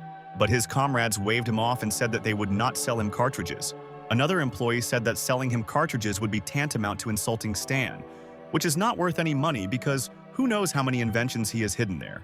Realizing that he had acted stupidly by selling that knife then, the man was upset. A few days later, a burned, bald Michael returned to the logistics department with his things. While he walked to his desk, his colleagues made fun of him. The scientist was upset that he had lost his hair and good skin at such a young age. Meanwhile, a conversation was going on at one of the Embryon bases. The man said that the Star Dragon special agent had a power arm like Zero, and they also destroyed their secret base. Only Zero could give them the secret location, but he did not have that much authority to gain access to this kind of confidential information. The head of the organization looked at the hologram of Stan, where he says that he will destroy them all, and he was filled with rage. He wanted to know who this guy really is. He ordered to convey his order to recruit new recruits. Then he needs to send them to the Star Dragon so that they watch Zero. If they find a clue, then let them tell Alberto about it. Meanwhile, a black car drove up to the workshop where Stan was spending the night. The man reported to the guy that the embryo scouts located in the western capital had begun to act. They were looking for Stan and seemed to know that he was working for the Star Dragon. Stan answered the man that he had already guessed about it. The man told him not to worry because there would be guards nearby around the clock. He was already ready to drive away when Stan asked to help him get 2 Silent Eagle pistols from their warehouse. The man agreed. As Stan watched the car drive away, he thought that the embryo had finally appeared, and he needed to get ready. He returned home and started work the next morning. Stan sat at his desk and made new inventions that would help him in the fight against embryo. After spending several hours at work, the system informed him that he had made an excellent platinum alloy and received 3,000 experience points for it. Stan was delighted with the invention. It was of good quality, and they pay well for rare materials. After a few more hours, he made a folding saber from high-quality platinum. It acquired a new property, increased strength. Suddenly, the mechanic was interrupted by the phone. Stan picked it up and read a message that said that the issue of the Silent Eagle had been approved, and he was left in the squad room. The hero finished the design and went to headquarters to pick up the gun. Lilith saw the updated version of the saber and asked to try it out. The first thing the girl did was cut the metal pillar next to her. Her admiration knew no bounds. The weapon was sharp like a razor. It was much better than the previous version. Stan, meanwhile, was testing the gun. He noticed that it had very high power. Lilith brought the knife to the mechanic and said that it was very difficult for her to part with it. She asked if he would bring it next time, and the hero replied that next time he would definitely take it. A little later, in the workshop, The guy thought that now he had enough weapons to cope with people from the organization. He sat on the bed and rested. The system window in front of him notified him that he had practiced the energy training technique and received 4 strength points. Exactly so many points were required before leveling up. At that moment, the hero felt a surge of strength in his body. Stan noted that, given the current dynamics of development, by the start of open testing, he will surpass the first group of players by a lot of levels. The system window said that the start of closed testing was planned. Its duration would be 12 days. This surprised Stan. Apparently, it will be held for a limited number of players a week before open testing. 1 day in reality is equal to 6 days in the game, which means, in terms of game time, there are more than 40 days left before the start. Is it possible that the game clock works differently while the service is disabled? Well, of course, with each version update, in reality a couple of days pass, but in the Star Sea universe, the time span is calculated in years. In this case, with each update, I will have much more time for development than the players. Should we start worrying about life expectancy then? Suddenly, Stan's thoughts were interrupted by a system window that reported that the NPC functions were unlocked and the player form was also unlocked. This surprised the guy. What do NPC functions mean? He tried to find information about this.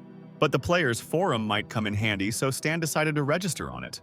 But the system generated an error saying that the player was not detected and registration was unsuccessful. The fact is that accounts can only be created with a unique identifier of the user's dive capsule. Apparently, registration will not work. Well then, when players appear here, you will need to find a way to gain access to read the forum. Stan went to bed. Meanwhile, in the real world, no one suspected his existence. An unknown guy was sitting in front of 2 monitors in a non-standard chair with wires. The system reported that the character's name was Donald. The normal settings were selected, character creation was completed, and he would soon appear in the beginner's area. The random selection of the birthplace was completed, and the guy who looked like an elf with red hair began to load. The village of Bighorn was chosen as the starting point for loading. A few minutes later, the guy opened his eyes and saw the light of the sun. The system reported that birth was taking place. You need to wait. In the thicket of the forest, a blue portal appeared, assembled from small blue particles. A few seconds later, a player named Donald appeared in this portal, and along with it, dozens of other portals appeared, from which other players made their way into the wonderful world. They went to the Bighorn village, which was the gathering place and was located in the Star Dragon. Players looked around the area and tried to figure out what to do here. Some tried to find clues in the newcomer village. Suddenly, the strangers were called by an old man who was slowly approaching them. The grandfather with the cane said that if they want to eat, then they should find a job, because they don't need idle people in the village. Donald looked at the old man, and the system window offered him 4 functions: inspect, bargain, talk, or kill. He chose to inspect. And the system reported that the old man was a local elder, medium level of danger. Grandfather said that the harvest needed to be harvested, and the sewing and weapons workshops in the south needed experienced specialists. A consignment of goods had just been delivered to the gate. They needed to be unloaded, so there was enough work for everyone. Donald realized that there are a lot of resources in the village of beginners. Closed testing will not last forever. If he wants to get ahead, he needs to quickly develop a start strategy. Explore as many places as possible and arrange yourself more advantageously so that you can then use this knowledge. Having found an axe in the thicket of the forest, the player sold it to a local merchant. After some time collecting all sorts of rubbish, Donald was able to buy a map of the area from the old man for $3,000. Opening the map, Donald realized that it depicted the territories of the Star Dragon Empire. The closest city to it was Trap Capital. He didn't really have a choice, and the player decided to go there to look around. After some time, he reached the Western Capital Post, where a queue had already lined up. Meanwhile, Stan was sitting next to the post drinking soda. The hero watched those passing through the security post, and among them he noticed a player who was holding a card in his hands. It feels like someone is watching me, Donald thought, and began to look around. Looking around, he saw a strange guy who was marked as a mysterious stranger, and his name was highlighted in red. Having selected the inspection function, Donald saw that the NPC's name is Stan. But nothing is known about him except one thing: his danger level is fatal. This scared Donald. What does mortal danger mean? Shouldn't the starting town be safe? We need to get out of here quickly. Donald didn't want to die. But suddenly Stan, who was passing by, called him, and cold drops of sweat appeared on Donald's body. Stan said it's rude to inspect someone you're seeing for the first time. Donald took a fighting stance, preparing for death, and asked what the guy wanted from him. But Stan didn't want to fight. He said that he needed help and asked if the player had time for this. Donald had too many questions. Had the opportunity really come so quickly? Who is this NPC? Will they give him a hidden mission? Has heaven chosen me? His thoughts were interrupted by Stan, who said that he needed a piece of bread and the guy should get it. At the same moment, a system window appeared in front of Donald, informing him that he had a new task. But why does a high-level NPC have such an easy task? And the reward is small, only $1. Donald suggested that since this is a high-class NPC, the tasks should be appropriate. Probably it will be a chain of missions. After completing one task, he will give another. The player rejoiced at his ingenuity. The years spent in other games allowed him to understand the logic of this game. He opened his inventory and took out all the bread he had with him and handed it to Stan. Watching the hero's reaction, Donald was sure that he would now offer him a new task. And so it happened. But again, it was strange. Donald needs to hit 10 passers-by on the ass, and as a reward, he will receive $1. He had no choice but to complete the task. The residents were not too happy about such hooliganism. The next task was to remove the patrolman's pants for the same reward, and Donald, burning with shame, also completed it. While completing the following strange task, the player could not understand why this NPC was giving out such missions. Suddenly, the player saw a system message in front of him, which informed him that Stan had opened a store for the player. The hero's assortment was as follows: a folding saber for $30,000, flammable cartridges for $100, a traumatic pistol for $15,000, an assault rifle for $35,000, and an improved rifle for $38,000. The assortment of the store amazed Donald. Very cool things. But it was a pity that they were too expensive for the player. There were also the basics of hand-to-hand combat and weaponry that could be upgraded and energy training techniques. Donald was shocked to see the skills. Stan looked like a mysterious scientific advisor, and the guy decided that this was his chance. If he learns from the hero, he will very quickly overtake all other players. Donald understood that if he didn't take advantage of the opportunity, he would regret it for the rest of his life. So he decided to become a mechanic and study with Stan. After confirming his profession, the player saw a blue glow appear around him. Stan turned around and went about his business. Donald stopped him and asked where he could find the guy. Without a word, Stan handed him a piece of paper. Donald unfolded the paper, and it was written on it that this NPC was located in the 5th block, building 46, a repair shop. The player clutched the piece of paper tightly and decided that he would keep this NPC a secret from others. Then, during the closed testing, he would overtake everyone else. Meanwhile, Stan calmly returned to his home and thought that Donald was a very interesting guy. The hero remembered that he was one of the 20 best martial artists who made it to the semi-finals in China. And now he has moved into mechanics. At first, this class is very unremarkable, but if he has a goal, then in the future the player will thank him. As Stan walked by, he noticed the players looking for work, asking a local worker how they could help. It looks like many players have already completed the newbie village storyline. Stan looked at the homeless old man who was sitting next to him, and no one was approaching him. He realized that most players are obsessed with profit, and they don't care about the game itself. These players will do anything for money if Stan asks them to. Who knows? Maybe they will even become his main support in the fight against the Embryon organization. Stan came closer to the players and said that he needed help. The guys were happy when they saw the hero, because he looked like a high-level NPC. Stan looked at his system window and realized that there was a limit on the number of awards possible, and he would not be able to set a point total that exceeded it.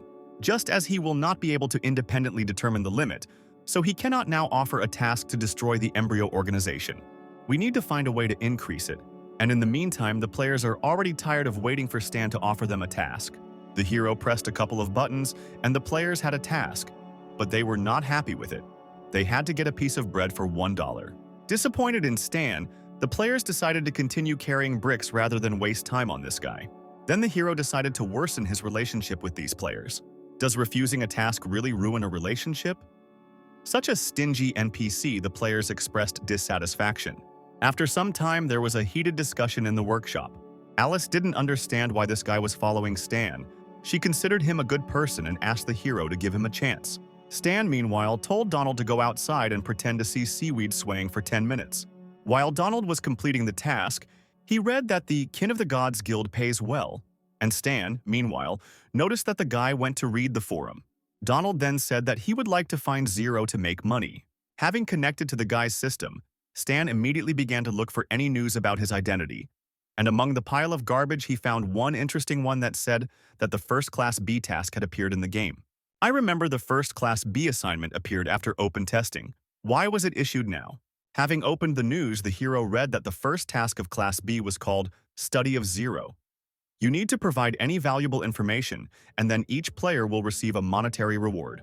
My presence changed the course of the game, and although the players do not yet pose a threat to me, I should not let my guard down. It's lunchtime. Where are you going? Alice asked. Stan told her that he urgently needed to go to the workshop. Disappointed, Alice replied that he does the same thing every day. Workaholism is a terrible thing. Stan sat in the workshop and tried to learn new drawings of mechanisms. Suddenly, a system window appeared in front of him, which informed him that he had provoked a new task. A sudden murder. A killer would soon come to the hero and he needed to survive at any cost. Grabbing the gun, the guy was surprised that this killer was able to escape from the supervision of the 13th Division. It's a pity old man Lou is not at home. Before you worry about players joining Embryo, you need to deal with the killer. Having dressed inconspicuously, Stan went outside. Alice remained in the workshop, so in theory she would be safe. The guy walked into a deserted nook, the best place for a surprise attack. The hero was followed by a mysterious figure in a cloak. Stan felt that someone was watching him and turned around. Suddenly he saw a huge crow rushing straight towards him. The hero expected to see the killer behind him, but not a flying crow. Then a tight thread began to bind the guy while black crows flew around him. The thread grabbed Stan's throat. He tried to free himself and realized that his enemy was not so simple. While the hero was trying to free himself, a huge glowing cross appeared in front of him. Then the guy heard the sound of waves as if he were in the center of the sea. Stan was suspended by a rope on a cross. Black crows were flying around him, and a huge watching eye appeared above the guy. Is this the reincarnation of Itachi? The guy realized that this was an illusion, and it felt like his opponent's level was the same as Hell's. The more he resisted, the tighter the rope tied him. Stan didn't understand how he could get out of the trap. Would it all end stupidly like that? But suddenly, the hero heard an alert sound from the system. She said that the guy is under the influence of an illusion, and since his intelligence is above 50, he can resist these effects. Gathering his strength, Stan freed himself from the illusion, and the world created by his enemy shattered like glass. But not everything was so simple. At the same moment, a gun was put to the hero's head. In front of him stood a blonde man with a revolver in a brown cloak and a large hat, who said goodbye to Zero. The man pulled the trigger, but Stan used a glancing shot and dodged the bullet. The killer did not understand how the guy was able to dodge the shot at such a close distance. It was clear from Stan's smile that he was now in control of the situation. The guy suddenly pulled out 2 pistols that were under his jacket. The hero began to shoot at the enemy, activating the overload skill to cause more damage. But the killer easily repelled the attack by creating a scarlet shield, exactly the same as Hell's. After analyzing the situation, the man realized that the guy was much stronger than the intelligence data said, which said that his strength was at the level of a special agent. The information turned out to be inaccurate, so the killer decided to retreat and rethink the capture plan. Forming a seal with his hands, he again tried to use the illusion on the hero. Zero stopped and saw the sun setting again, black crows appearing and a scarlet thread enveloping him. But his intelligence still exceeded 50 points, and the enemy apparently did not. So the guy easily got out of the illusion. He chased the killer along the road, loading his pistol with flammable ammunition. Turning around, the running man was surprised that the guy continued to chase him and easily got rid of the illusion. He couldn't understand what was happening, and at that moment, Stan shot him. The killer again tried to hide from the bullets with his scarlet shield, but suddenly the shield cracked and caught fire. Stan said that he recognizes the strength of a man, but the same techniques will not work on him twice. The killer was defeated. His body burned out on the ground until employees of the 13th Department arrived. Carl jumped out of the car and apologized for being late. He asked if Stan was okay. "Does it look like I'm okay?" The guy answered and pointed to his bloody cheek. Carl bowed his head and asked for forgiveness, saying that it was his fault. But the hero reassured the fighter by saying that it was not his fault, because this man was an embryo officer and the best killer who always brought things to the end. Carl recognized from the description of this man whether it was Alberto, the best killer. Unperturbed, Stan confirmed the employee's words. "How were you able to defeat Alberto even after he suddenly attacked you? Are you really that strong?" Stan was indignant that they only now realized this and walked towards the car. Having completed a sudden task, he received a summon card for the character Alberto. The guy considered it a good gift from Embryo. A few seconds later, Carl joined the guy in the car. He got behind the wheel and said that he would first take him to the general headquarters to report the situation. But Stan said that if Alberto found him, then Embryo is aware of his location. Carl replied that this is inaccurate because intelligence hackers control the network and track any information about him. Messages that mention Stan do not go through. The hero turned to the man and asked if he was sure of his words. Alberto would not have acted without permission. He probably passed information about Stan to other spies in the capital, and they were already on a closed network, or they could personally leave the capital to report to their superiors. Hearing these words, the hero immediately pushed Carl out from behind the wheel, because right now he needs to grab them. At this rate, Embryo will soon find out where he is. Fastening his belt, Stan told the man to ask the authorities to urgently close off the city. Carl hit the glass and asked the guy not to rage because it was unknown who exactly the spy was, and it was not even clear who Stan was going to catch. But the hero did not listen to him and immediately pressed the pedal to the floor. The car moved abruptly, leaving Carl behind. The employee did not know that in fact Stan had long ago realized who the spy was. The guy contacted Lilith and ordered her to go to the 8th district as soon as possible. He had already sent the coordinates. The girl didn't understand why she should go to the slums, but Stan insisted that she ask fewer questions. After some time, the hero reached the 8th district, where an abandoned church stood. He drove up to the entrance where Lilith, who had arrived in her sports car, was already waiting for him. Stan immediately ran out of the car. Lilith was surprised by the hero's haste, but he ordered her to quickly follow him. The guy opened the doors to the church, which scared the parishioners. He knew that the messenger must be here somewhere, but Stan looked around and didn't see a familiar face. Then he grabbed the nearest guy and asked if Lugorn was here, to which the frightened man replied that he had not seen him here today. Then Stan took his pen and began to draw on a piece of paper. Having drawn a photograph of a man, the hero showed it to the man and asked if he looked like that. Lugorn's eyes were set far away, his nose was crooked, and he had his hair cut short. Realizing that he was not here, Stan and Lilith went to another point. The hero told the girl to contact the bureau and let them check whether he had left the city, and in the meantime the guy would head to the nearest post. A few seconds later, Lilith reported that the bureau responded that such a person had not left the city, at which point Stan warned her that he was driving very fast. She should get ready. "Don't underestimate me, I'm a warrior after all. Do you really think that I'm afraid of some kind of speed?" Stan grinned and pressed the pedal to the floor, the sports car jerking sharply from its place. Lugorn could not have left earlier than an hour ago, because he had received information only recently. He had to head to the nearest post, most likely to the northwest. While the hero was thinking about the spy, he just as quickly changed gears and the speed of the car increased. There was the first obstacle ahead. A freight train was passing the rails, and it seemed that the car would not have time to pass. "Slow down, there's a train," Lilith shouted in tears and panicked. She screamed very loudly like a little girl, but the guy managed to fly in front of the train cabin. Lilith grabbed the handle to hold on. She insulted Stan with all sorts of words. A few hours later, our heroes left the city at a speed of 180 kilometers per hour. Meanwhile, the sun was setting over the northwestern post. People were outraged that they could not leave the city. They demanded to be released. The same man whom Stan had previously drawn panicked. Why was the post blocked? Did Alberto lose? One of the soldiers standing guard suddenly received a notification on his phone. At the same moment, he shouted that they needed this guy when he saw Lugorn. A few minutes later, Lilith's car drove up to the post, and the soldier asked to see the documents of a special agent of the 13th Division.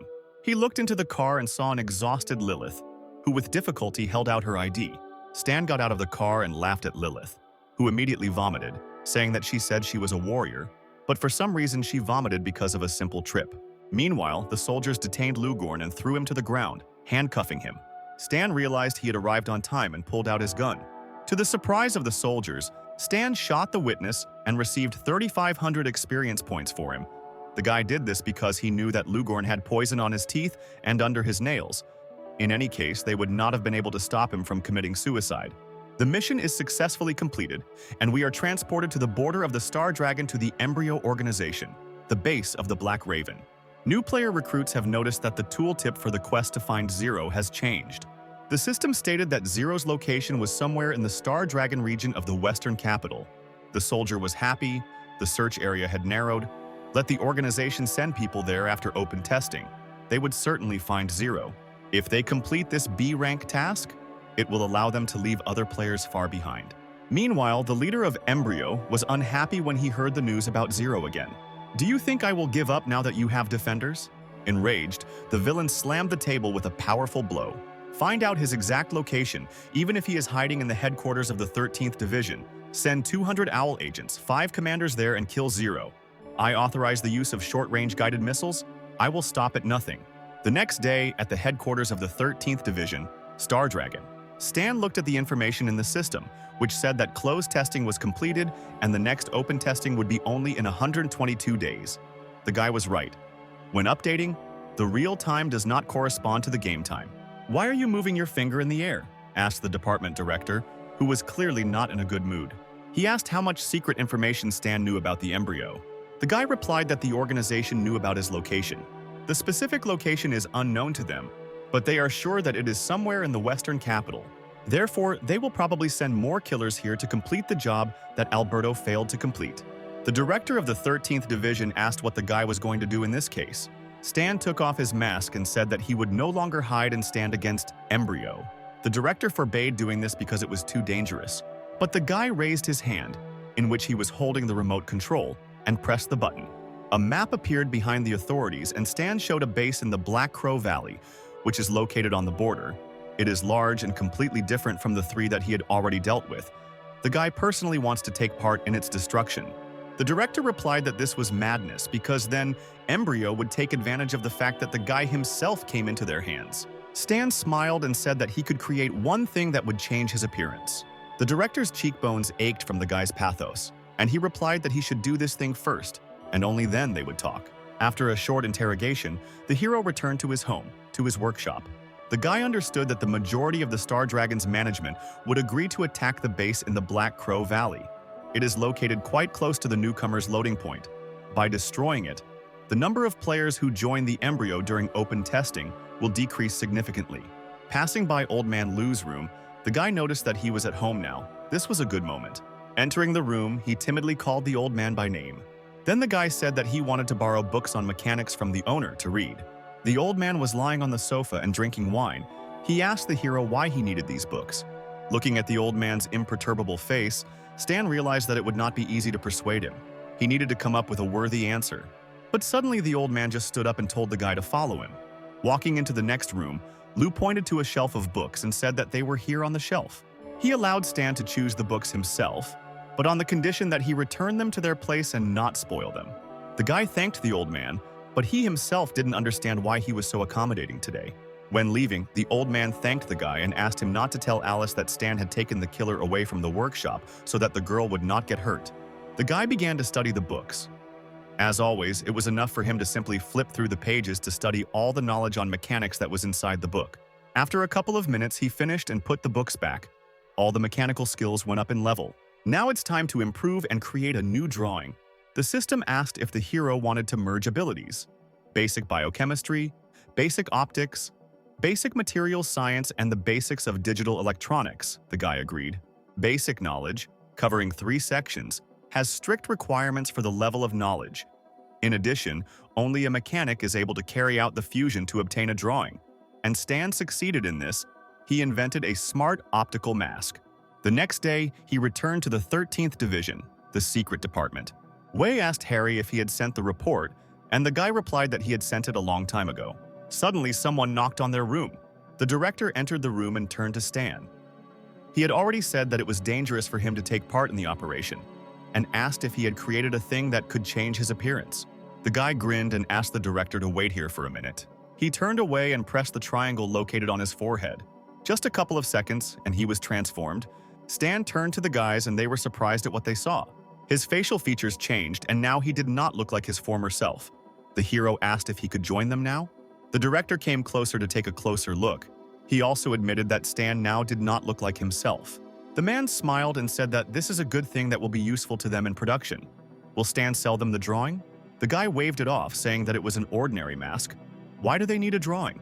After all, they can do this themselves. The director agreed with this statement, and the guy just smiled imperceptibly.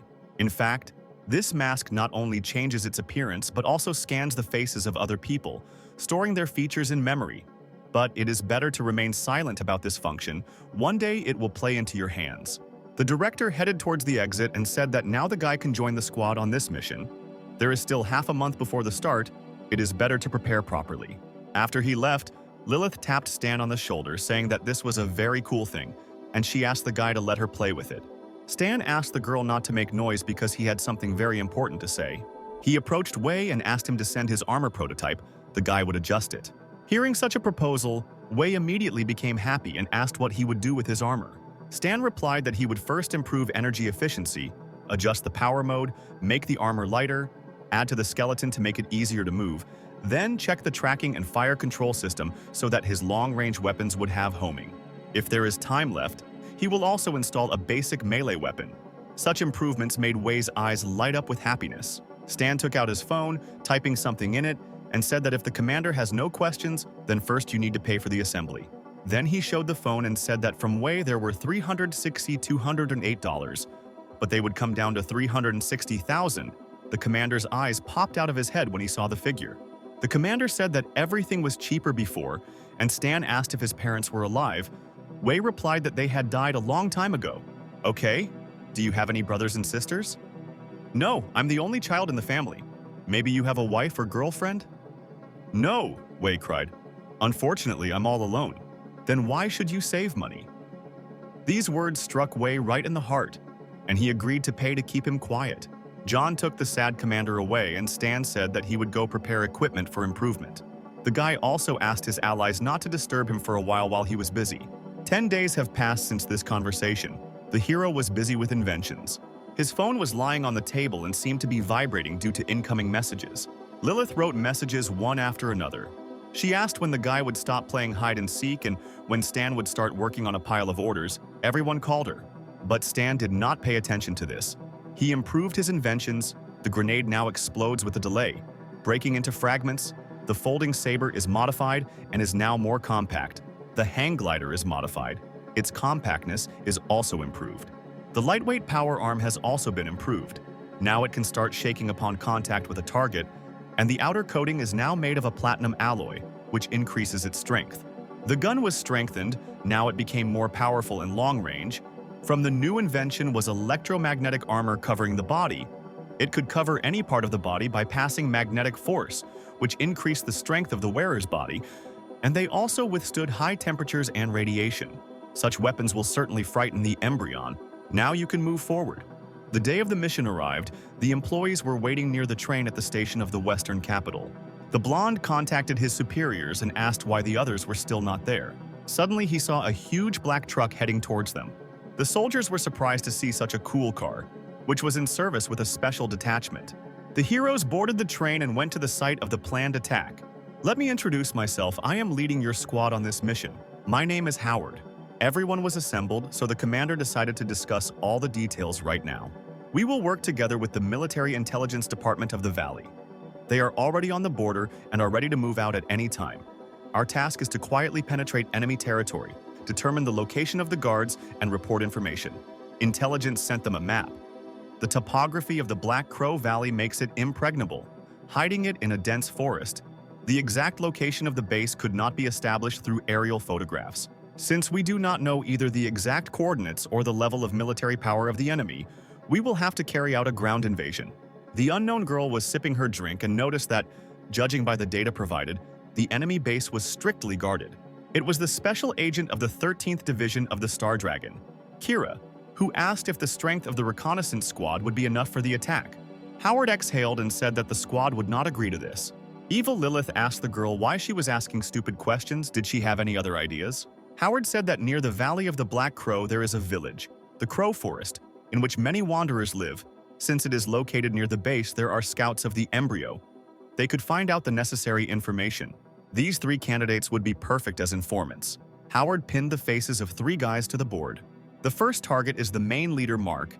He has martial arts at level E+, and uses a blade with the name, the Soul of the Blade. The second target is his deputy, Cedric, and their leadership has little information about him. And the last candidate is the head of Cody's security. He is fluent in various types of small arms. He is a very well-trained special agent. The Valley has sent a special reconnaissance team and they will join us upon arrival. Wei asked if the 2 teams of special agents would work together. Lilith was also interested in this question, whether the second detachment would become a hindrance for them. But her question was interrupted by an abrupt stop of the train, causing the girl to hit her seat. Why did they stop so suddenly? Are they really under attack and need to prepare for battle? Having come to her senses, Lilith suddenly saw the reason that stopped their train. A huge black earthworm with many red eyes broke through the train window and wanted to feast on delicious girls. Black earthworms had strong armor, the attribute of darkness, and they did extra damage to metal elements, such as a train, for example. Stan didn't expect to meet such difficult monsters on his way. One of the worms found its first victim. It devoured a soldier who begged his allies to help him. Other soldiers nearby had already arrived, and the commander ordered to open fire. The guys looked out of the broken window and opened fire with assault rifles. A hail of bullets rained down on the giant worms, but the bullets seemed to simply bounce off their dark armor.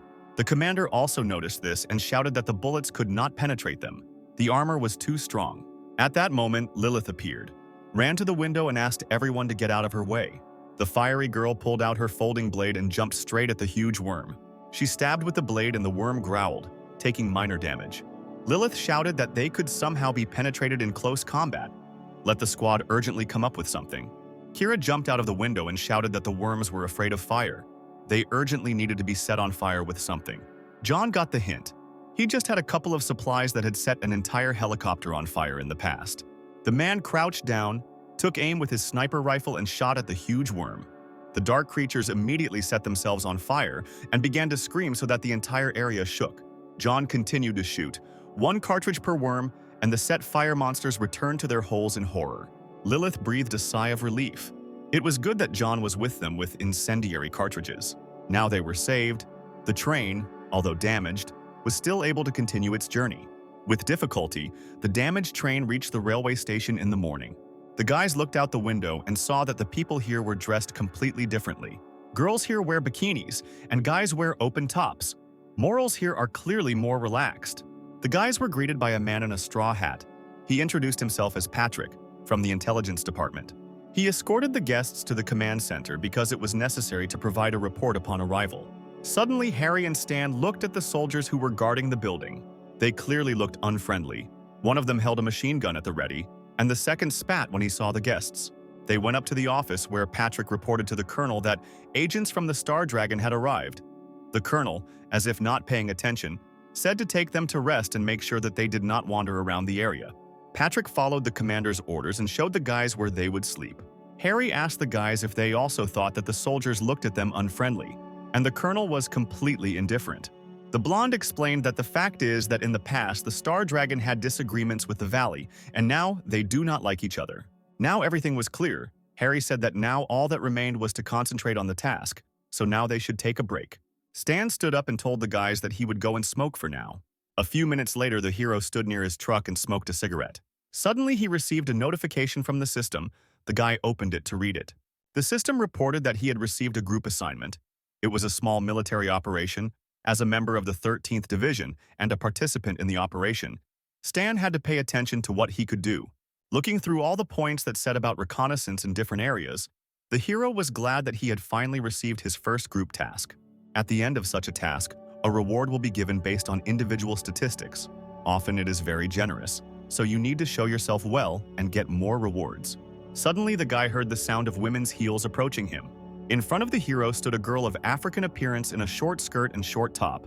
She asked where the guy came from. Was it from the Star Dragon? Stan didn't even move and said that he was one of the squad that came from the Star Dragon. At the same second, the girl grabbed a knife from behind her back. Like a cobra, she quickly approached him and put a knife to his throat. The ardent stranger asked why he didn't dodge, to which Stan replied that he had no need to dodge. The girl smiled. "Do you think I won't dare to cut you?" Stan grinned, and his neck began to become covered with metal particles. He told her that she could try to attack. Suddenly, the girl heard the click of the shutter at the level of her belt. Stan held the gun against her stomach and was ready to shoot at any moment. The girl introduced herself as Vinna, a special agent for Valley Intelligence, and Stan also gave his name. After that, she quickly hid the knife, turned around and left, saying that she would remember the guy's name. Stan finished smoking and also went to his room. And meanwhile, Howard was watching all this. He was glad that their meeting did not confuse him at all and did not strain the relationship. The guy was strong and showed himself well. Vinna walked past the truck where Patrick was sitting. The man asked how the test went, and the girl replied that this Stan was a pretty tough nut to crack. The next day, 2 detachments went to the gathering place. Patrick said that as soon as everyone is assembled, they can begin. They have a reliable stronghold in the Raven Valley. He also drew attention to his colleague's car, saying that it was very remarkable. Howard began to boast, saying that it was really not bad, and besides, the Star Dragon is full of such cars. Kira and the blonde felt ashamed of the commander because, of course, they did not have such machines. Having discussed the further route, the guys got into the cars and set off. The squad from the valley went first, and the squad from the Star Dragon was at the rear. Stan was driving, calmly smoking a cigarette. Lilith noticed that he was driving calmly today. This made her happy. Harry got out of the back seats and said that their colleagues' cars had already disappeared and they needed to catch up. But Stan didn't see the point in this because the colleagues would still have to stop to wait for them. Kira mockingly asked little Lilith where they went. "Are you catching up? Or does Stan not know how to drive?" But the guy didn't seem to have any enthusiasm. He replied that he just didn't want to waste gas. The blonde asked Wei to influence the situation because his colleagues were already starting to bully them. Commander Wei supported him. The only one who was against it was Lilith. She remembered the last trip. Wei did not understand what she was afraid of. Lilith replied that she just wanted to stay alive. Well, since everyone is asking, Stan decided to speed up a little and recommended holding on tighter. The car rushed forward. Lilith screamed and said that they would still regret this. In a split second, a huge black truck overtook the entire convoy and took the lead. The soldier, seeing this speed, was surprised that such a large truck could go so fast. Lilith screamed at the top of her lungs like a little girl. She asked to stop because she wanted to go out. Harry huddled in his seat and asked Stan to drive slower. But the driver did not listen to them, but continued to overtake all the convoy vehicles. The speed was so high that the car even took off from the ground for a split second, and Lilith's voice was heard from its windows, begging for mercy. After some time, the truck stopped at the gathering place in the Crow Forest. Lilith immediately looked out the window and a rainbow poured out of her mouth. At that moment, she only wanted to die. The whole squad barely got out, and the girl recalled that she said that they would all regret it. Wei asked with difficulty whether Stan had ever driven an SUV before. Stan grinned and replied that he had only ridden mechanized, controlled robots before. John could barely lean on the truck. He said that if the guy touched the steering wheel again, he would jump out of the car. Stepping away from the high-speed ride, they arrived at the rooms that were assigned to them. Patrick said that this place is pretty miserable, but we need to be patient, and now let's move on to the pre-mission briefing. There are 2 tasks. The first, disguise yourself as wanderers, sneak into the village of Crow Forest and find out information. The second, in the vicinity of the valley you need to find the watchmen who were left alone and interrogate them. Vinna said that they would deal with the sentries and let the people of the Star Dragon go to the Crow Forest. Stan realized that they had dumped the most difficult task on them from the very beginning, because they were not familiar with the area or with the inhabitants of the Crow's Forest, so they risked not only returning empty-handed, but also falling into the hands of the enemy. It's easier and safer to catch a sentry. Everyone is silent, probably also aware of the possible benefits and losses. Patrick said that since there were no objections, we could start. Each squad should leave 4 people at the base for support. After some time, our detachment went to the Crow Forest, to the village of Wanderers. Kira said that the newcomers will immediately be noticed, so first you need to find a place where they will settle. Stan said that it is quite normal for Wanderers to be interested in the surrounding state of affairs, if they deliberately hide. Then on the contrary, they will arouse suspicion. Kira agreed, but the village is large, where should they look for the Embryon Scout? Stan answered her that there is a casino in the south, there is a bald man in it, he has all the necessary information. Towards evening, the heroes arrived at the luxurious casino of Wanderers, located in the Crow's Forest. It was quite noisy in the hall, everyone wanted to win, but of course not everyone succeeded. The squad watched the residents playing in the casino. Kira said that the scout might actually be here. Suddenly Lilith, who was watching from the balcony, saw the target they needed. In the distance sat a bald man who was having fun in the company of 2 girls dressed as bunnies. Without thinking twice, Lilith immediately ran, pushed off from the fence and jumped towards the man. Without talking, she fell on the guy and twisted his arms, which greatly frightened the bunny girls. Stan exhaled and took off his headphones. It seemed there had been no incidents. He asked Harry to replace him while he slept. Meanwhile, in another place there was a watchtower. Near the tower, a soldier lay in a pool of his own blood. Vinna and other soldiers ran towards the tower. The girl told the squad to act quickly. A few minutes later, the area was replenished with a couple more patrol corpses. Patrick was sitting at the computer. He was hacking the embryo network, namely the base, which was located somewhere here. After finishing downloading the data, they hurried to get out of there. Vinna was happy that this time the results of their squad would surpass the results of the people from the Star Dragon. Meanwhile, at the embryo base in the Valley of the Black Crow, One of the soldiers reported to the man in the monocle that their network had been invaded.